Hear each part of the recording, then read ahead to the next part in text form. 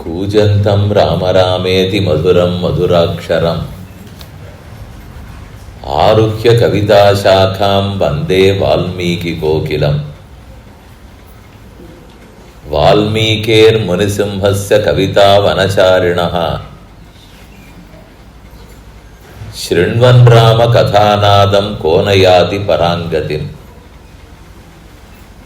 वेदवेद्ये परे पुंसी जाते दशरथात्मजे वेद प्राचेदसादासीत् साक्षात् रामायणात्मना यत्र यत्र रघुनाथकीर्तनं तत्र तत्र कृतमस्तकाञ्जलिं बाष्पवारि परिपूर्णलोचनं मारुतिं नमत राक्षसान्तकम् आपदाम् अपहर्तारं दातारं सर्वसंपदां लोकाभिरामं श्रीरामं भूयो भूयो नमाम्यहम्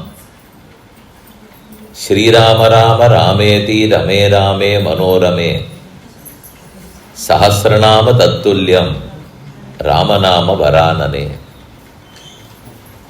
श्रीयःपतिயான சர்வேஸ்வரன் ஸ்ரீமன் நாராயணன் நம்போன்ற சேத்தனர்களுடைய உஜ்ஜீவனத்துக்காக எத்தனையோ அவதாரங்களை செய்கிறார். அதிலே பிரதானமாய் ஸ்ரீ ராமாவதாரமும் கிருஷ்ணாவதாரமும் போற்றப்படுகின்றன. இந்த பூலோகத்தில் அவதரித்து சில நாட்களோ சில ஆண்டுகளோ வாழ்ந்திருந்து நமக்காக எத்தனையோ நன்மைகளை செய்துவிட்டு திரும்ப ஸ்ரீவைகுண்டத்துக்கு எழுந்தருளி விட்டனர். அவர்கள் வாழ்ந்த காலத்தில் பலரும் அவர்களை தரிசித்திருப்பார்கள். ஆனால் இப்போது அவர்கள் புறப்பட்டு சென்று விட்டபடியால் நம்மால இந்த ஊனக்கண்ணை கொண்டு அவர்களை காண இயலாது.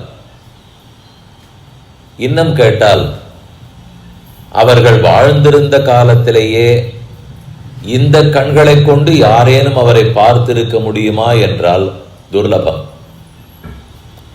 உபனிஷத்துக்கள் சொல்லும்போது ந சக்ஷுஷா பஷ்யதி கஷ்ய நைனம்னு சொல்லுகின்றன.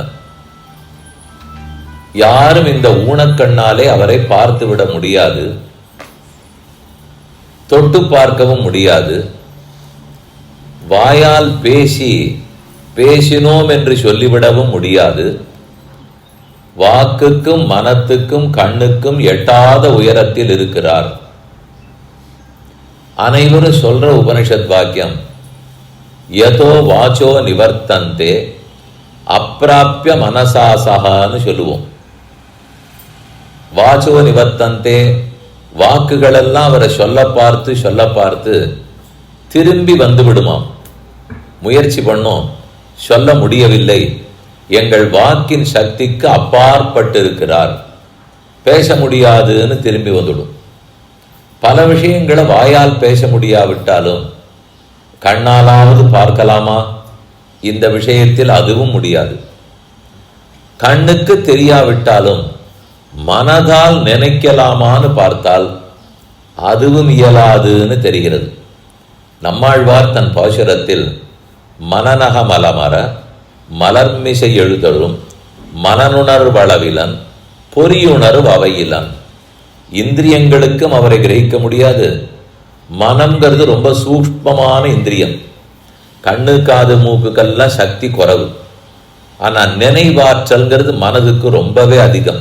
வாயு வேகம் மனோவேகம்னு சொல்லுவோம்.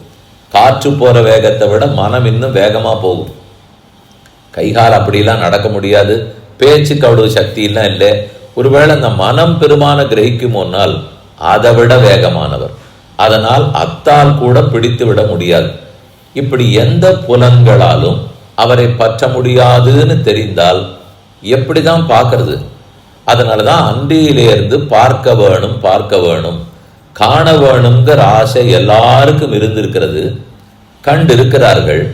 ஆனால் இவ்வளவு நேரம் காண முடியாதுன்னு விண்ணப்பிச்சேன். கண்டிருக்கிறார்கள்ங்கிறதும் தெரியறது. ஏன்னா ஒரு வஸ்துவை காணவே முடியாதுன்னு ஆகிவிட்டால் ஒரு ஆபத்து இருக்கிறது. அப்படின்னு ஒரு வஸ்து இருக்காங்கிற கேள்வி வந்துடும். ஏதோ ஒத்தராவது பார்த்துருக்கணும், எப்பவாவது பார்த்துருக்கணும். கண்ணால பார்க்க முடியாட்டா எதனாலையாவது பார்த்துருக்கணும்.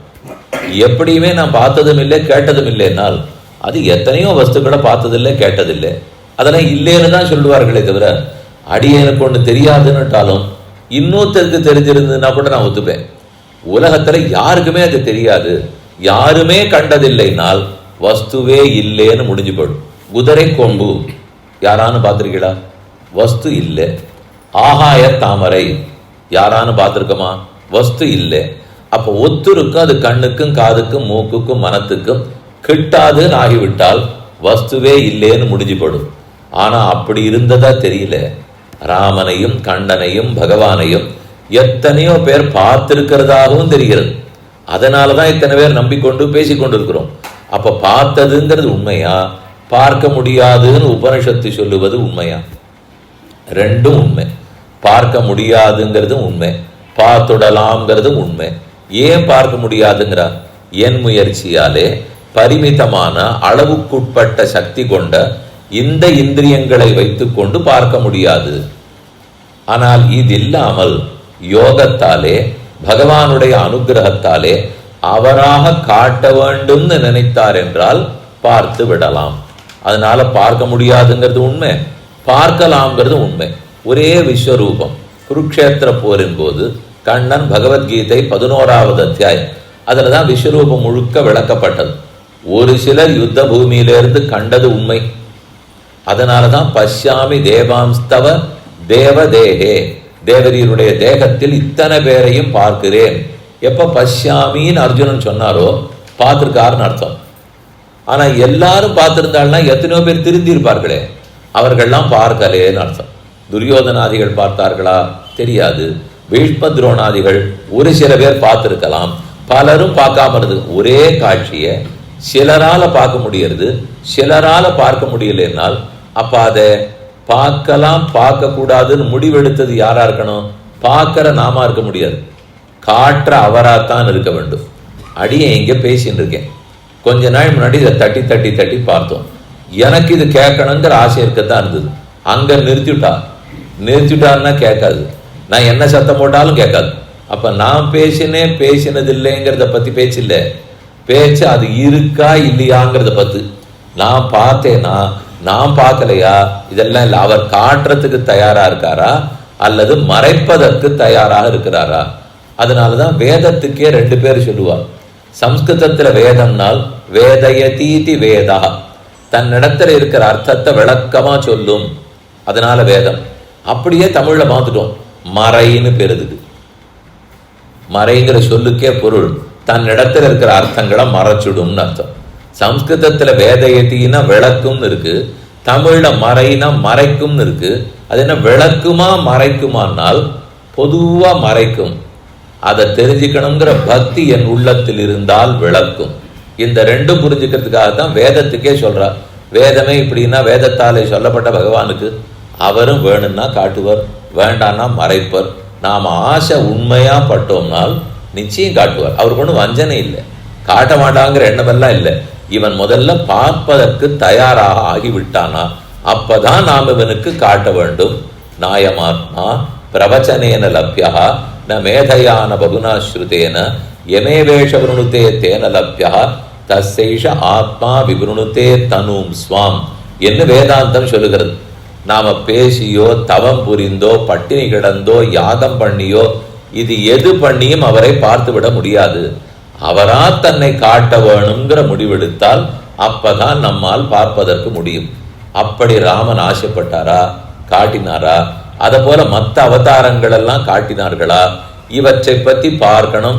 ராமனை யார் பார்த்தார்கள், ஏன் பார்த்தார்கள், ஏன் பார்ப்பதற்கு ஆசைப்பட்டார்கள், யாராரு பார்க்கவே முடியலே, இதை கொஞ்ச நேரம் அனுபவிக்கணுங்கிறதுக்காகத்தான் கண்டேன் இராமனை என்கிற தலைப்பு கொடுக்கப்பட்டுள்ளது.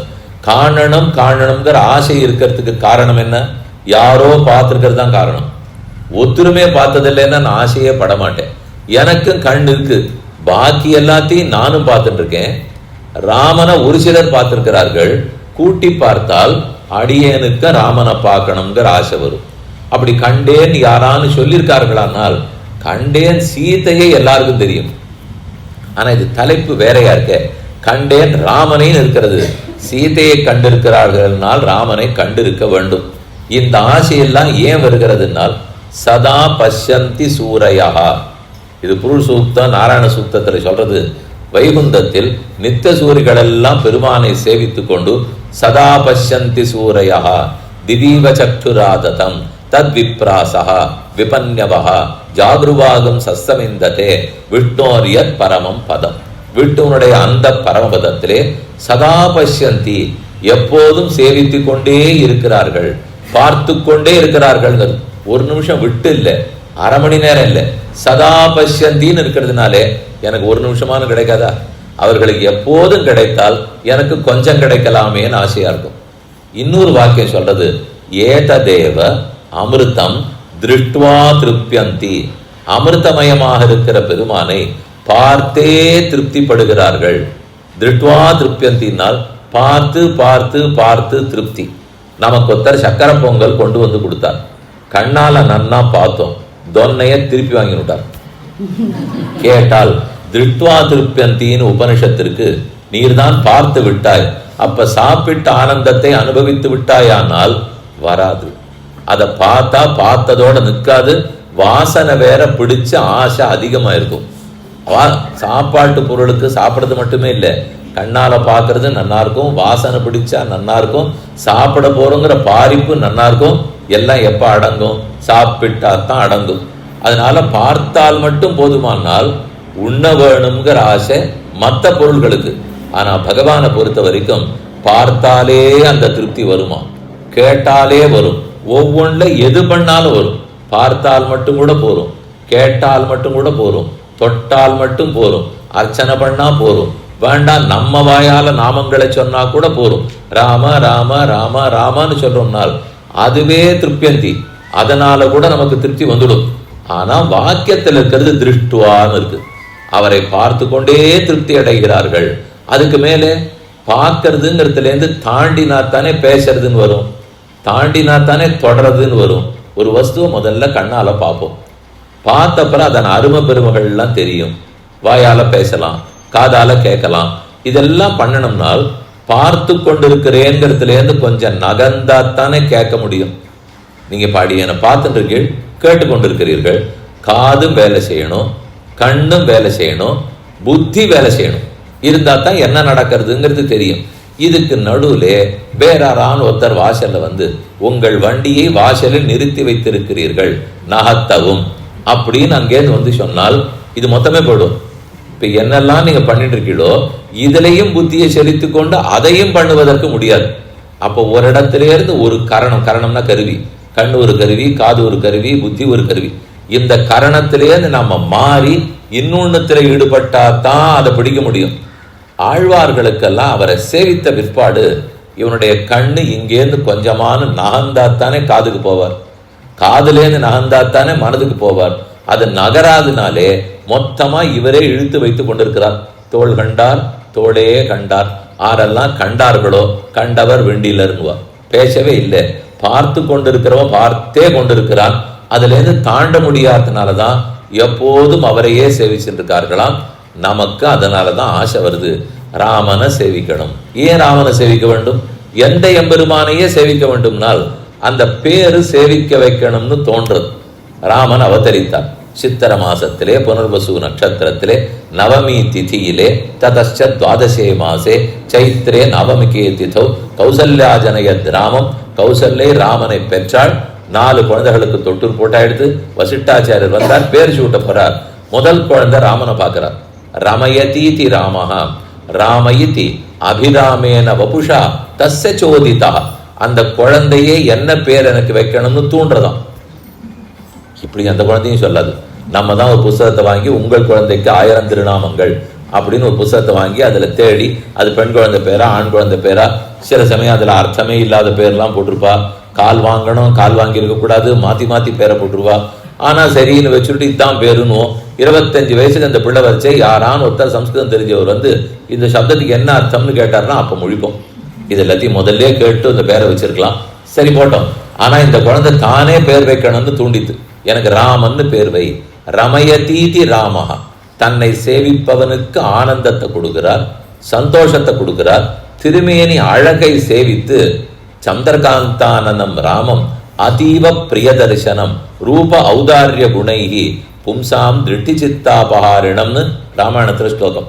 சந்திரகாந்தானனம் ராமன், அவர் பிறந்தது சூரிய குலத்தில், ஆனா பேரு ராமச்சந்திரன்.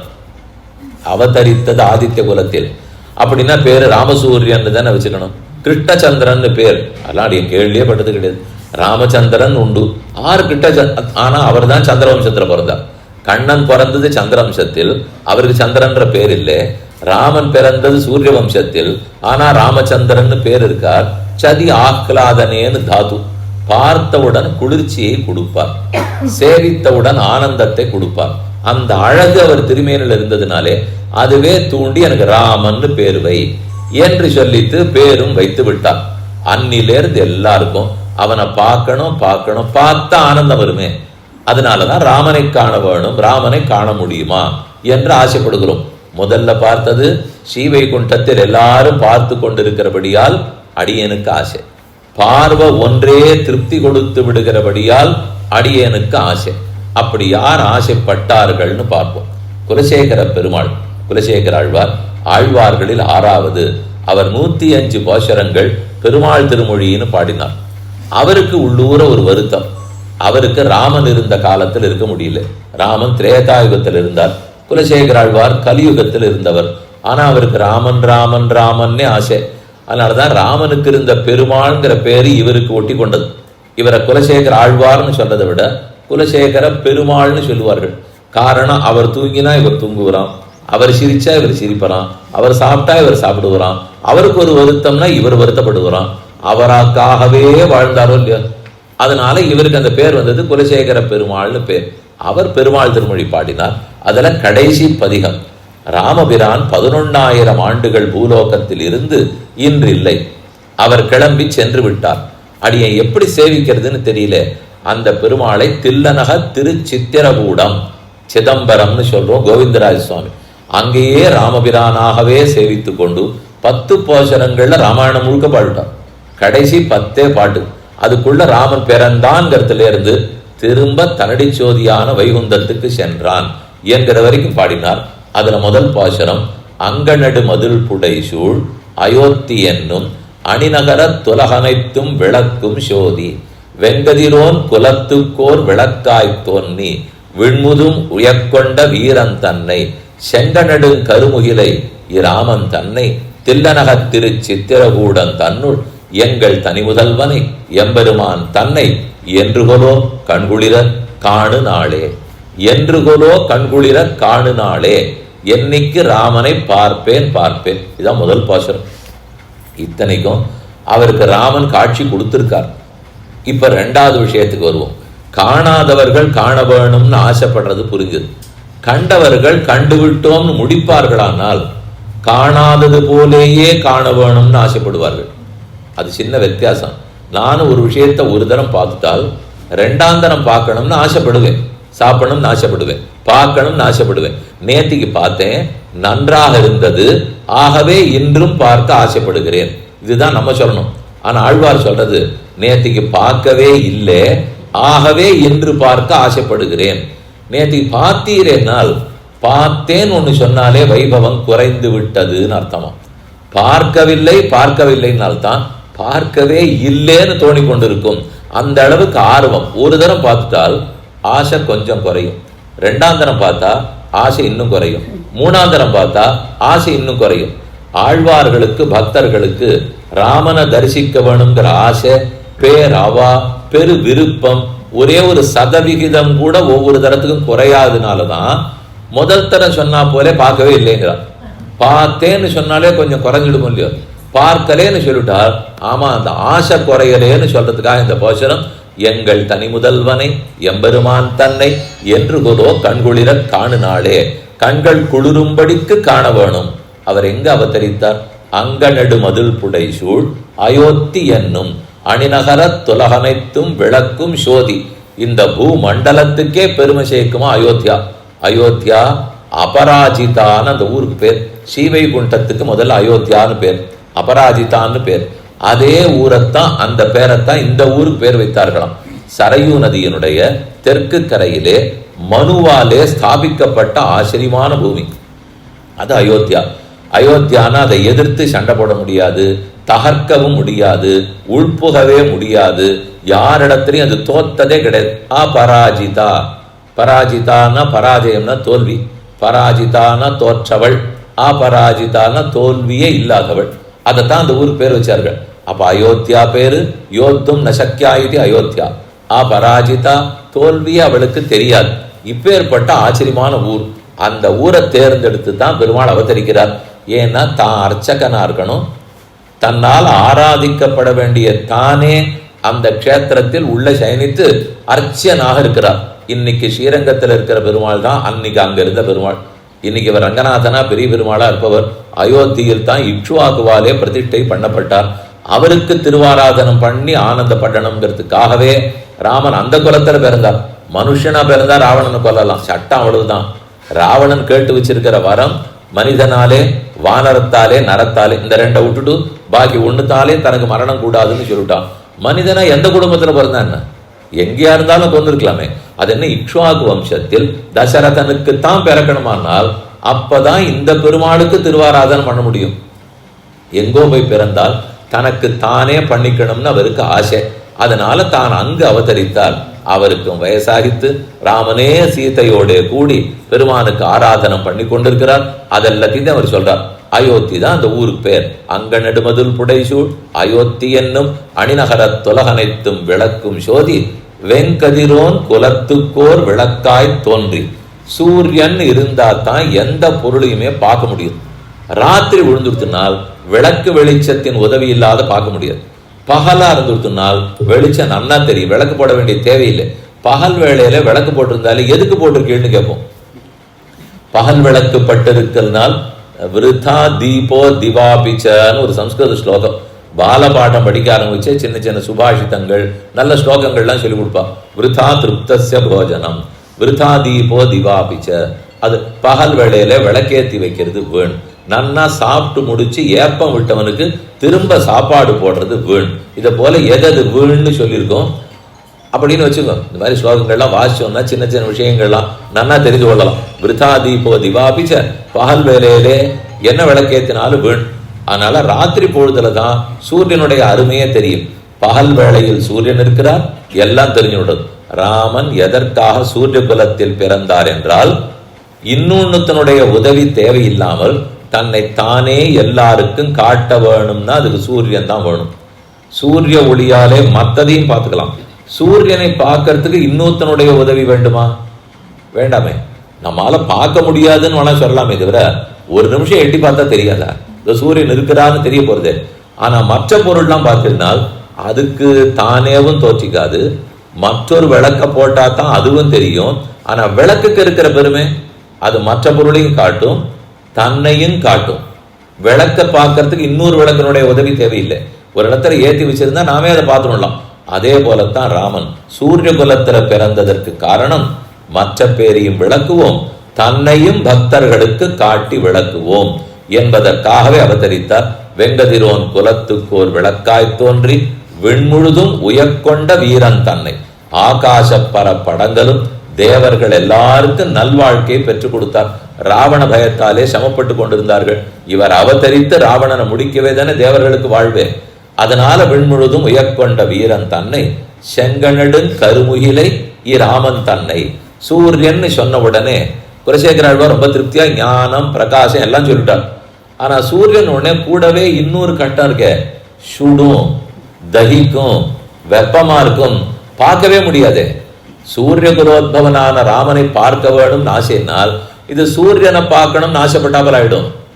நிமிந்து சூரியனை பார்த்துதான் எத்தனை நாள் பார்க்க முடியும்? ஆனா இவருக்கோ எப்போதும் பார்த்து கொண்டிருக்கணும்னு ஆசை. சூரியனால் அரை நிமிஷம் கால் நிமிஷத்துக்கு மேல பார்க்க கூட முடியாது. அப்பதான் அழ்வாரு தோணித்து கொஞ்சம் மாத்திப்போம். செங்கனடு கருமுகிலை ராமன் தன்னை.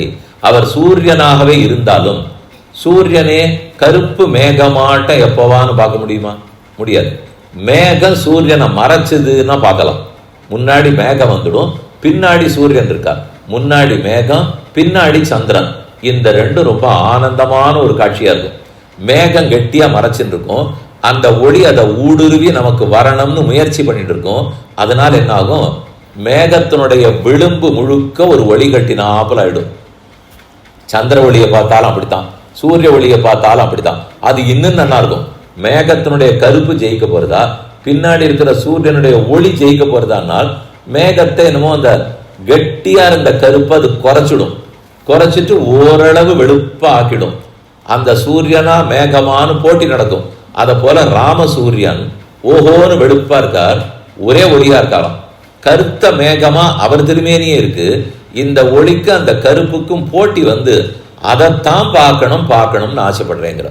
நேர சூரியனை நான் பார்த்துட முடியாது. நேர மேகமா இருந்தா இருட்டா இருக்கும்.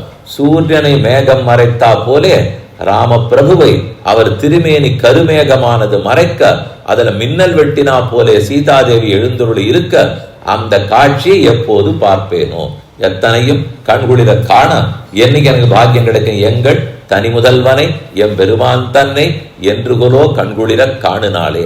என்னைக்கு இந்த கண்கள் பார்க்கும், இந்த கண்கள் பார்க்கணும்னு அவருக்கு ஆசை.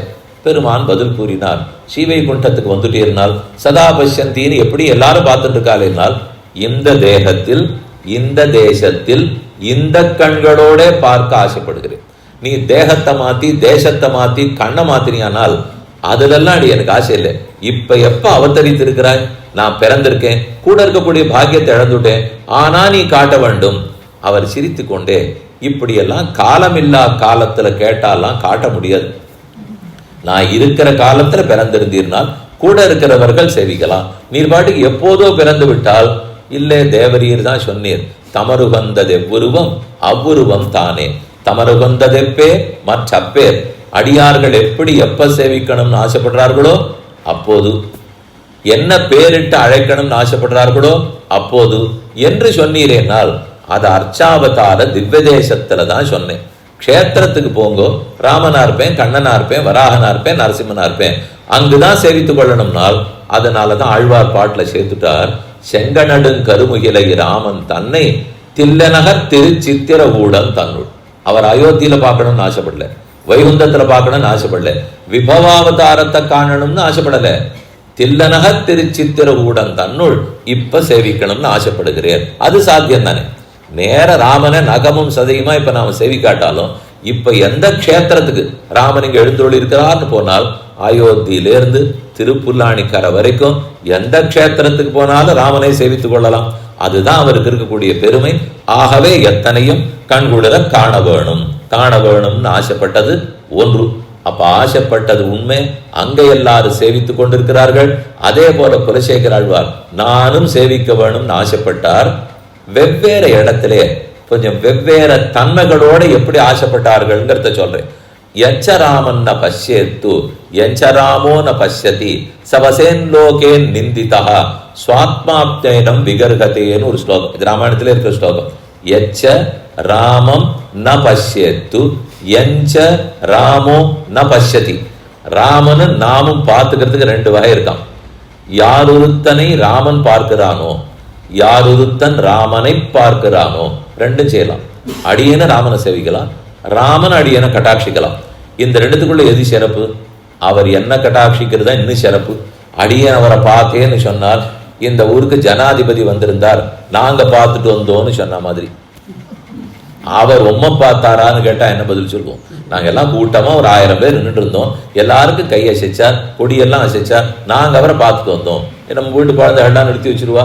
அவர் வர்ற வழி நடுக ஒரு 1000 பிள்ளைகளை நிறுத்திட்டு அது கொடியை பிடிச்சின்னு மத்தியானம் வரைக்கும் காத்துட்டு இருந்துட்டு, தண்ணீர் இல்லை, பால் இல்லை, இது இல்லை, திரும்பி வரும். வந்த பிற்பாடு கேட்போம், பாத்தியானால் எல்லாரும் பார்த்தேன்னுவா. அவர் ஒன்ன பார்த்தாரானால் இல்லவே இல்லைன்னுவோம். அதனால நாம ராமனை பார்த்தாலும் சரி, அதை விட அவர் நம்மை கட்டாட்சிக்க வேண்டும். அதனாலதான் எச்சராமன் பஷ்யத்து எச்சராமோன பஷ்யதி. ரெண்டுமே நடக்கலைன்னு வச்சுப்போம். நானும் ராமனை காணவில்லை, ராமனும் அடியேனை கட்டாட்சிக்கவில்லை என்றால் தன்னைத்தானே நொந்து கொண்டு பிறவி எடுத்தது வீண் என்று கூறிக்கொண்டு வாழ்ந்து முடிக்க வேண்டியதாங்கிறது. எச்சராமன் பஷ்யத்து எச்சராமோன பஷ்யதி சவசேன் லோகே நிந்திதா. உலகத்தவர்கள்லாம் அவரை நிந்திப்பார்களாம். இப்படி கூடவா கண் படைத்த பயனுக்கு அவனை காணாமல் வாழ்ந்து விடுவான்? ஊர்ல இருக்கிற எல்லா அயோத்தியாவாசிகள்லாம் கண்டார்களே, அப்ப இவன் மட்டும் காணாமல் விட்டு விட்டாரா? எங்கிருந்தாலும் இன்னைக்கு இருக்கிற கோவிலுக்கு கூட போய் சேவிச்சிருக்கலாமே, ஏன் சேவிக்காமல் விட்டு விட்டார்னு சொல்லுவார்கள். இந்த இடத்தில் நாம் அவரை பார்க்கறதுங்கிறத விட அவர் நம்மை பார்ப்பது மிக முக்கியம்னு கூறினேன். காரணம் அதுதான் அவருடைய அபிமானம்னு சொல்லுவார்கள். இந்த ஸ்ரீவைஷ்ணவ சம்பிரதாயத்தில் ஆச்சாரியாபிமானம் ஆச்சாரியாபிமானம்னு ஒன்று சொல்லுவோம். அதை ரெண்டு விதமா அர்த்தம் சொல்லலாம். அடியே ஆச்சாரியனிடத்தில் அபிமானம் வைக்கணுமா, ஆச்சாரியன் அடியே நடத்தில் அபிமானம் வைக்கணுமா? இந்த ரெண்டுத்துக்குள்ள எது நடக்கும்? அடியே அவரிடத்தில் அபிமானம் வச்சா கூட போதும், சரி, உயர்ந்ததுதான். ஆனா அதை விட அவர் அடியே நடத்துல ஒரு அபிமானம் வச்சிருந்தாருனால் நிஜமாவே அதுதான் காரியகரம். அப்பன்னா எனக்கு உதவக்கூடியது அதுதான். இதை தொண்டரடிப்புடியாழ்வார் பாசுரத்தில் அடியல் நம் பையல் என்ன அம்மவோ கொடியவாரேன்னு பாடினான். எப்பவாவது பெரிய பெருமாள் அடியேன்னு கூப்பிடணும். நம்ம பயல் உள்ள விடுங்க, ரொம்ப சாதாரண தமிழ்ல சொல்லணும். நம்ம பயல் இவனை உள்ள அனுப்புங்கன்னு சொல்லணுமா? அழியல் நம் பையல். அவர் நான் ஆழ்வார், வேதாந்தி, பிராமணோத்தமன், அத்தேதா இதெல்லாம் சொன்னாலே அப்ப தகுதி இருந்தா வைகுந்தத்துக்கு வா நீ சொல்லி நகத்திடுவேன்னு எனக்கு தெரியும். அதெல்லாம் அந்த தகுதியை எனக்கு பார்க்கவே வேண்டாம். நம்ம பயல் வைகுந்தத்துக்கு உள்ள அனுப்புங்க அப்படின்னு சொன்னா என் தப்பு எது பண்ணாலும் நான் பார்க்க மாட்டவர்கள் இல்லையோ. அதனால என்ன உன்னுடையவனாக எப்போது ஏற்றுக்கொள்ளுவாய். பெருமாளை சேவிக்கிறதுக்கு போறோம், எல்லாரையும் உள்ள விடணும்னா ஆரோர் உள்ள விடுங்கன்னா சத்தம் கட்டாது போயிடணும் இல்லையோ. அதை போலதான் அடியல் நம் பையல்னு இருக்கணும்னா ஆச்சாரியன் நம்மிடத்தில் விசேஷ அபிமானம் வைக்க வேண்டும். இவன் நம்ம சிஷ்யன், நம் காலை பிடிச்சிருக்கிறதுனாலே உடையவர் கொடுத்த அதிகாரத்தின்படி இவனை நாம தான் கொண்டு போய் பெருமான் முன்னே நிறுத்தியாக வேணும். அந்த ஆசை அவருக்கு நம்ம பேர்ல ஏற்பட்டதுனால் அப்ப காரியகரம். அதே போல நான் பார்க்கிறேன்னு சொல்லிட்டு இருக்கிறத விட ராமன் அடியேனை கட்டாட்சிக்க வேண்டும். அதுதான் அருள்னு அர்த்தம். பார்வைங்கிறதே கண்டேனி ராமனைன்னு சொல்லும் போது கண்டை காட்சி காண்கை, அவர் நம்மை பார்த்தல் நாம் அம்மை பார்த்தல்னு சொல்றதுதான் அருள். அருள் இருந்தா தான் மோட்சத்துக்கு போக முடியும். அருள்ங்கிறதே கடாட்சத்தினால தான் வரும். வாயை திறந்து பேசி அனுகரிக்க முடியாது. வாய் கூட பொய் சொன்னாலும் சொல்லும். ராமனை அவதரிக்கச்சே உண்மை பேசிட்டார், கண்ணனை அவதரிக்கச்சே வாயெல்லாம் எவ்வளவு பொய் பேசினாலும் கண்ணு பொய்யே பேசாது. அதுக்கு தான் பெருமானுடைய கட்டாட்சம்னு எதிர்பார்ப்பாளே தவிர நீ வாயை திறந்து நான் அனுகிரகித்தேன்னு சொல்லு, இதெல்லாம் யாருமே எதிர்பார்க்க மாட்டோம். கார்த்தால நிர்மால்ய சேவைக்கு குருவாயூர்ல போய் நிற்கிறோம், அனந்த பத்மநாப சுவாமிக்கு போய் நிற்கிறோம், 3:15 மணிக்கு வர சொல்லிட்டான்னு போடுவோம். எதுக்கு நிற்கிற? திறந்த உடனே முதல் கட்டாட்சம் அடியும் பேர்ல வேணும். விழுந்தா என்னன்னா விழுந்தா கீதையெல்லாம் கேட்க வேண்டாம், உபனிஷத்து கேட்க வேண்டாம். அந்த பார்வை பட்டத்துக்கே ஜாயமானம் புருஷம் எம்பசேது மதுசூதனா சாத்விக சது விக்னேயா சவை மோட்சார்த்த சிந்தகா. அந்த க்ஷணமே இவனுக்கு எல்லா பாபங்களும் நொறுக்கிவிடாதா. அதனாலதான் கடாட்சத்தை பிரார்த்திக்கிறோம். பஷ்ய பார்த்தல், நான் அவனை கண்டேன்னு சொன்னால் காணும் சமயத்தில் கடாட்சத்தை பெறுகிறேன், அருள் கிடைக்கிறது. அந்த அருளால் தான் நமக்கு பாபங்கள் விலக வேண்டும். அதனாலதான் ராமன் அருள்னு கேட்டிருக்கும். ஏது மற்ற தெய்வம் மற்ற அவதாரத்தினுடைய அருள் போராதானால் அந்த அவதாரத்தவர் தான் எந்த நிர்பந்தமும் சொல்லாமல் எந்த தேவையும் விதிக்காமல் தான் கிளம்பி போற சமயத்துக்கு அயோத்தியில் இருந்த மொத்த பேரையும் கூட கூட்டு போன பெருமாள். கிருஷ்ணாவதாரம் சொல்லலாம், நரசிம்மாவதாரம் சொல்லலாம், சொன்னா தன்னோட கூட கூட்டி போனார்களா? அவர்கள்லாம் கிளம்பி பரமதம் போறச்சே. இத்தனைக்கும் கண்ணன் சொன்னது ஒத்துருமே கூட இருக்கப்படாது, நான் போறத பார்க்கவே கூடாதுன்னு அனுப்பிச்சுட்டார். ஒரு தேரோட்டி வந்தார், செய்தி சொல்லி அனுப்பிச்சுட்டார். அம்பு விட்ட வேடன் வந்தான், அவனுக்கு செய்தியை சொல்லி அனுப்பிச்சுட்டு பிராபாச கஷேத்திரத்துக்கு போயிட்டார். யாரையும் அவர் கிட்ட இருக்கவே விடலை. அவர் கிளம்பினார்னே தெரியாது. கூட பிறந்த பலராமன் அவர் கொஞ்ச நேரம் முன்னாடி கிளம்பி பாம்பு வடிவத்தோடைய சீவை குண்டத்துக்கு திரும்பி போயிட்டார். யாரும் இல்லாத சமயம்தான் இவர் மட்டும் புறட்டு போயிருக்கணும்னா அழைச்சின்னு போலேன்னு அர்த்தம். ஆனா ராமன் அன்னு சராசரங்களை வைகுந்தத்தேத்தின்னு பாசம் கற்பார் இராமபிரானையல்லால் மற்றும் கற்பரோ புற்பா முதலா புல்லெரும்பாதி ஒன்னெண்ணியே நற்பால் அயோத்தியில் வாழும் சராசரம் முத்தவும் நற்பாலு குய்த்தனன் நான்முகனார் பெற்ற நாட்டுடே என்று தன்னோட இருந்த மொத்த பேரையும் எறும்பு புல்லு மரம் செடி எல்லாரையும் அயோத்தியில் ஆளே மிச்சமில்லாத கூட்டிட்டு போயிருக்கணும்னால் அப்ப அவர் கடாட்சத்தை தானே கேட்க முடியும். அதனாலதான் காண்கைன்னு சொல்லும்போது அவரை காணணும்னாலே கடாட்சம் அருள் கிடைக்கிறதுனால ஏற்றம்னு புரிகிறது. மற்றொரு இடத்துல பார்த்தோம்னால் அகம் புனர் தேவகுமார ரூபம், இது ஒரு அழகான ஸ்லோகம். ராமனை காணணும்னு மற்ற பேர் ஆசைப்பட்டதெல்லாம் இருக்கட்டும், தசரதன் தான் பெத்தவர். ஒரு பொருள் நமக்கு கிடைக்காம இருந்து ரொம்ப வருஷம் கழிச்சு துர்லபமா கிடைச்சிருந்ததுனால் அதை விடாம கூடவே இருக்கணும், பார்க்கணும், பேசணும், சாப்பிடணும், நுகரணும், விடவே கூடாது. இந்த ஆசை அப்பதான் அதிகம் வரும். கூடவே இன்னொன்று வரும், ரொம்ப நாள் கிடைக்காது இப்போ ஒன்று கிடைச்சிருந்ததுனால் இன்னும் கொஞ்சம் கிடைச்சா தேவையில்லை, இன்னும் கொஞ்சம் கிடைச்சா தேவையில்லைன்னு இருக்கும். கிடைச்சதே சுவாமி, கிடைச்சது என்னால் உலக விஷயமா இருந்தா கிடைக்காது, கிடைச்ச உடனே திருப்திப்படு, அதுக்கு மேல வைராக்கியத்தை வளர்த்துக்கோ ஆசைப்படாதேன்னுவா. ஆனா பகவத் விஷயமா இருந்தா எத்தனை கிடைச்சாலும் போராதுன்னு தான் சொல்லணும். பாக்கியா இருந்தா அப்பிராப்தம், நமக்கு அதுக்கு தொடர்பில்லை. ஆனா அவர் தான் இருந்தா ஆத்மாவுக்கும் பரமாத்மாவுக்கும் தொடர்பு. இந்த இடம் முதல்ல சந்தர்ப்பம் எதுன்னு சொல்றேன். ராமன் காட்டுக்கு போக வேணும்னு கைகேயி வரம் கேட்டு விட்டாள். 2 வரம். காட்டுக்கு போகணும், 14 வருஷம் காட்டுக்கு போகணும், பரதனுக்கு பட்டாபிஷேகம் பண்ண வேணும். 2 வரங்களை கேட்டப்புறம் தசரதன் மன்றாடி பார்க்கலாம். வேண்டாம் கைகேயி, இந்த வரமே வேண்டாம், இது அனர்த்தமா போறது, நாட்டுக்கும் கேடு, எனக்கும் கேடு, இதெல்லாம் நீ நல்லதா பண்றதா நினைச்சுன்னு உன் பிள்ளைக்கு தான் இது பிடிக்க போறதா, அவனுக்கும் பிடிக்காது. நான் தான் உயிரோடு இருக்க போறேன்னா ராமனை பிரிந்த பிற்பாடு நானும் இருக்க போறதில்லை. மக்கள் வாழ்வார்களா? ஒருத்தரும் சாப்பிட கூட போறதில்லை. நீ சொல்ல போற 14 வருஷமும் பட்டினி தான் கிடக்க போறார்கள். இதெல்லாம் உனக்கு இந்த நிலைமை வேணுமா? நீ எங்கு பிறந்தாய், எங்கு வளர்ந்தாய்? கேகே தேசத்திலேருந்து வந்துவிட்டு பிறந்த வீட்டுக்கு குற்றம் தேடுவாயா? வேண்டாம். எல்லா நல்லத்தையும் தசரதன் சொல்லி பார்க்கிறார், வசிட்டர் சொல்லி பார்க்கிறார், சுமந்தரர் சொல்லி பார்க்கிறார். யாரு சொன்னாலும் கைகையனுடைய மனசு மாறல, கொடுத்துத்தான் தீர வேண்டும். அப்ப அவரை சமாதானப்படுத்துறதுக்காக தசரதன் வெவ்வேறு விஷயம் சொல்றார். அதுல இது ஒரு விஷயம் சொல்லுகிறார். அகம் புனகா தேவகுமார ரூபம் அலங்கிருதம் தம் சுதம் அவ்ரஜந்தம். ராமபிரான் பிறந்ததுலேருந்து கைகேயி, எனக்கு வயசு 60,000 நான் நினைக்கிறேன், இவர் 60,000 வருஷம் வாழ்ந்தவர். 60,000 இல்லை. முதல்ல ராமன் அவதரித்தான், பிறந்த பிற்பாடு போன்னு அவனை சொல்லுவேன். அவன் வேகமா ஓடுவான், அங்கேருந்து நடந்து வான்னு சொல்லுவேன். மத்த மாதங்க காமியன்னு ஆனை, சிங்கம், புலி நடக்கிற மாதிரி நடந்து வருவான். அவன் நடந்த அழகை பார்த்து பார்த்து 60,000 நான் 6,000 குறைஞ்சுட்டேன். திரும்பி போன்னு சொல்லுவேன். அவன் பின்னழகையெல்லாம் சேவிப்பேன். முன்னழகை விட பின்னழகு இன்னும் உயர்ந்தது. முன்னிலும் பின்னழகிய பெருமாள், அவரை சேவிச்சு 6,600 ஆயிடுத்து. மற்றும் ஒரு முறை வான்னு சொல்லுவேன். குடுகுடுன்னு திருப்பி ஓடி வருவான். இப்ப எனக்கு வயசு என்ன தெரியுமா? 25 வார்ஷக்கா. எனக்கு வயசு 25 வயசு ஆறுது. கணவனுக்கு இளமை மாறக்கூடாதுன்னு எந்த மனைவி ஆசைப்பட மாட்டான். எல்லாரும் வயசு அப்படியே இருக்கணும், மாறவே கூடாது, ஓடிட்டே இருக்கணும். இதனை யாருக்குமே ஆசையா இருக்கும். அது போல நான் ராஜாவா இருக்கிறது உனக்கு விருப்பம் இல்லையா? 60,000 25 ஆகி இவன் பிறந்ததுலேருந்து சந்தோஷமா இருக்கேனே தேவி, ஏன் இந்த சந்தோஷத்தை கெடுக்க பார்க்கிறாய்னு அவன் சொல்றான். அதுல அகம் புனகா தேவகுமார ரூபம், தேவகுமாரனை போல அழகா இருக்கார். தம் அலங்கிருதம் தம் சுதம் அவ்ரஜந்தம் நந்தாமி பஷ்யன்னபி தரிசனேன பவாமி புனர் யுவேவ.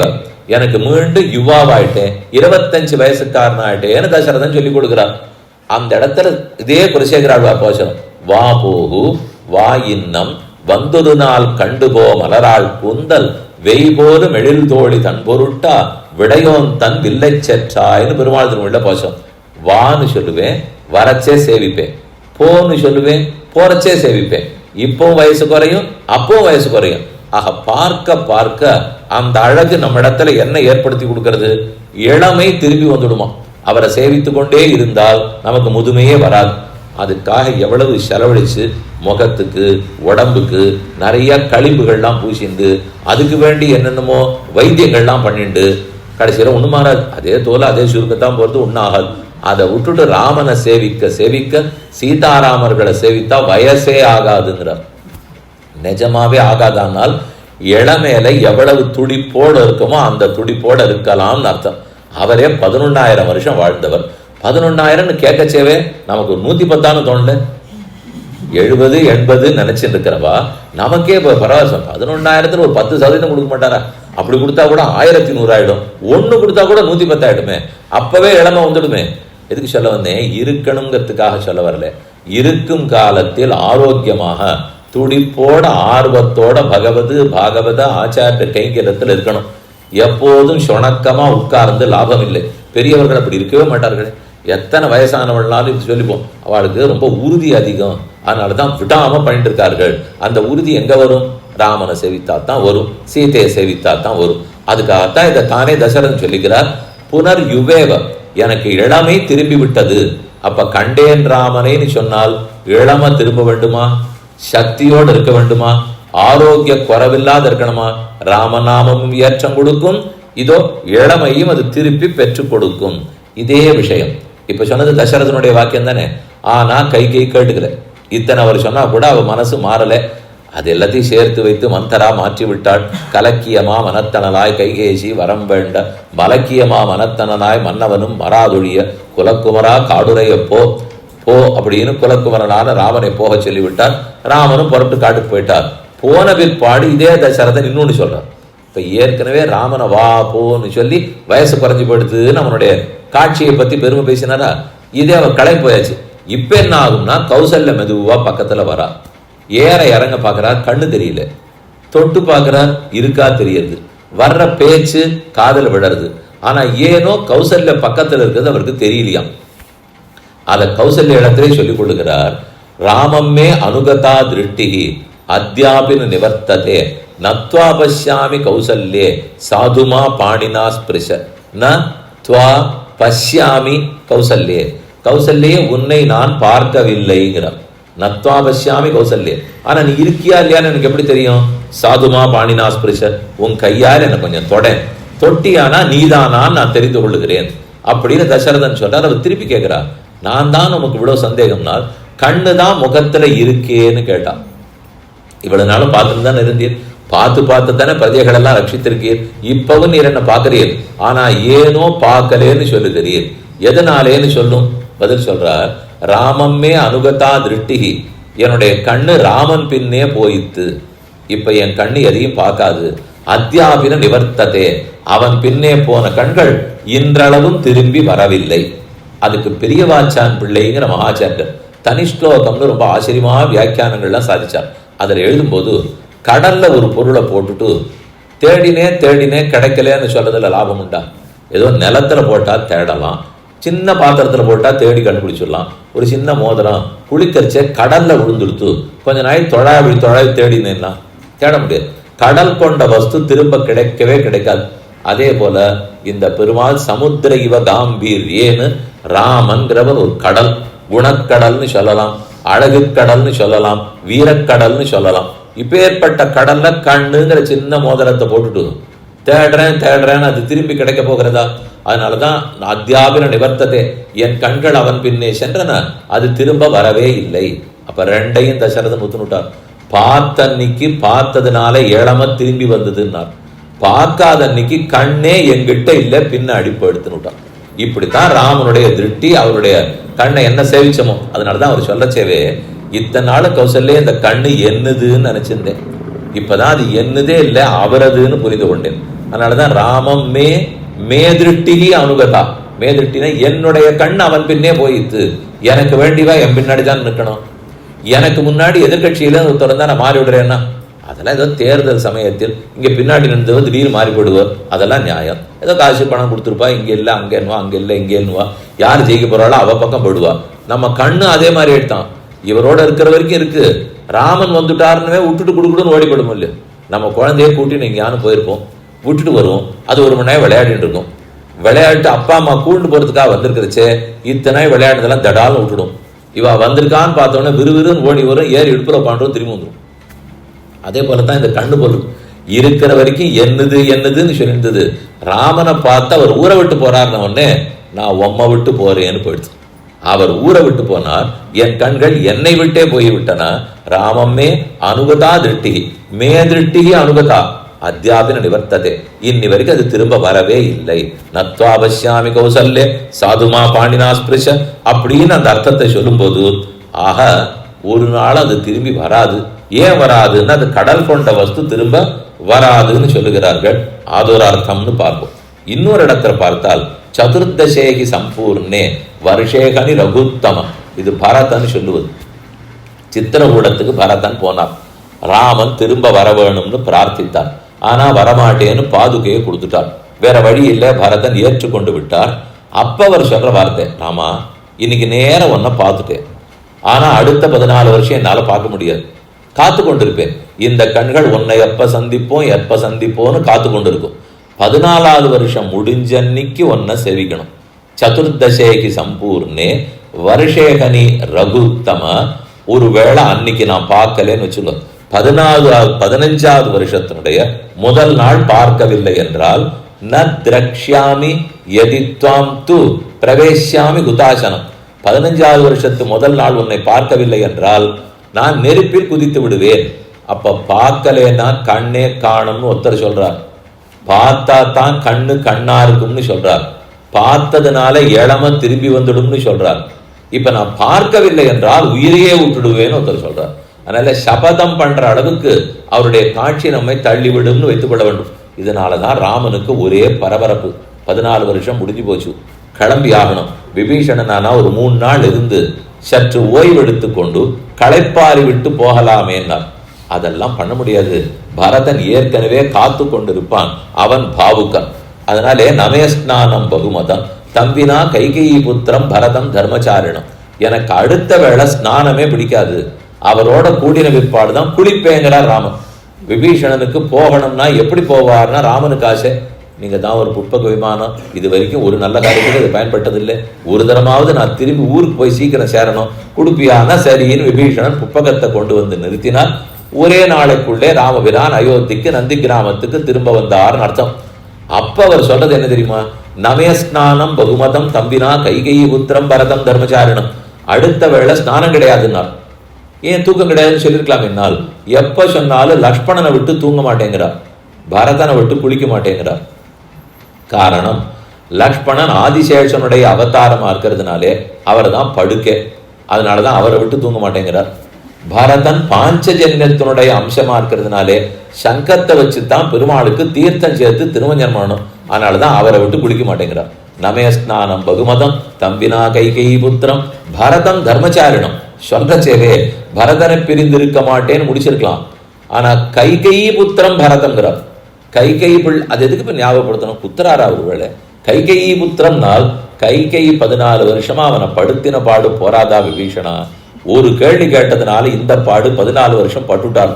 நான் வேற 15வது வருஷம் போகாத இருந்துட்டேன், கைகேயி படுத்தினதை விட நான் அதிகமா படிச்சிருவேன். அதனாலதான் அவனை ஒரு நாளும் விட்டு பிரிந்திருக்க மாட்டேன். தம்பினா கைகேயி புத்திரம் பரதம் தர்மச்சாரணம்னு பரபரத்து கிளம்பிட்டார்.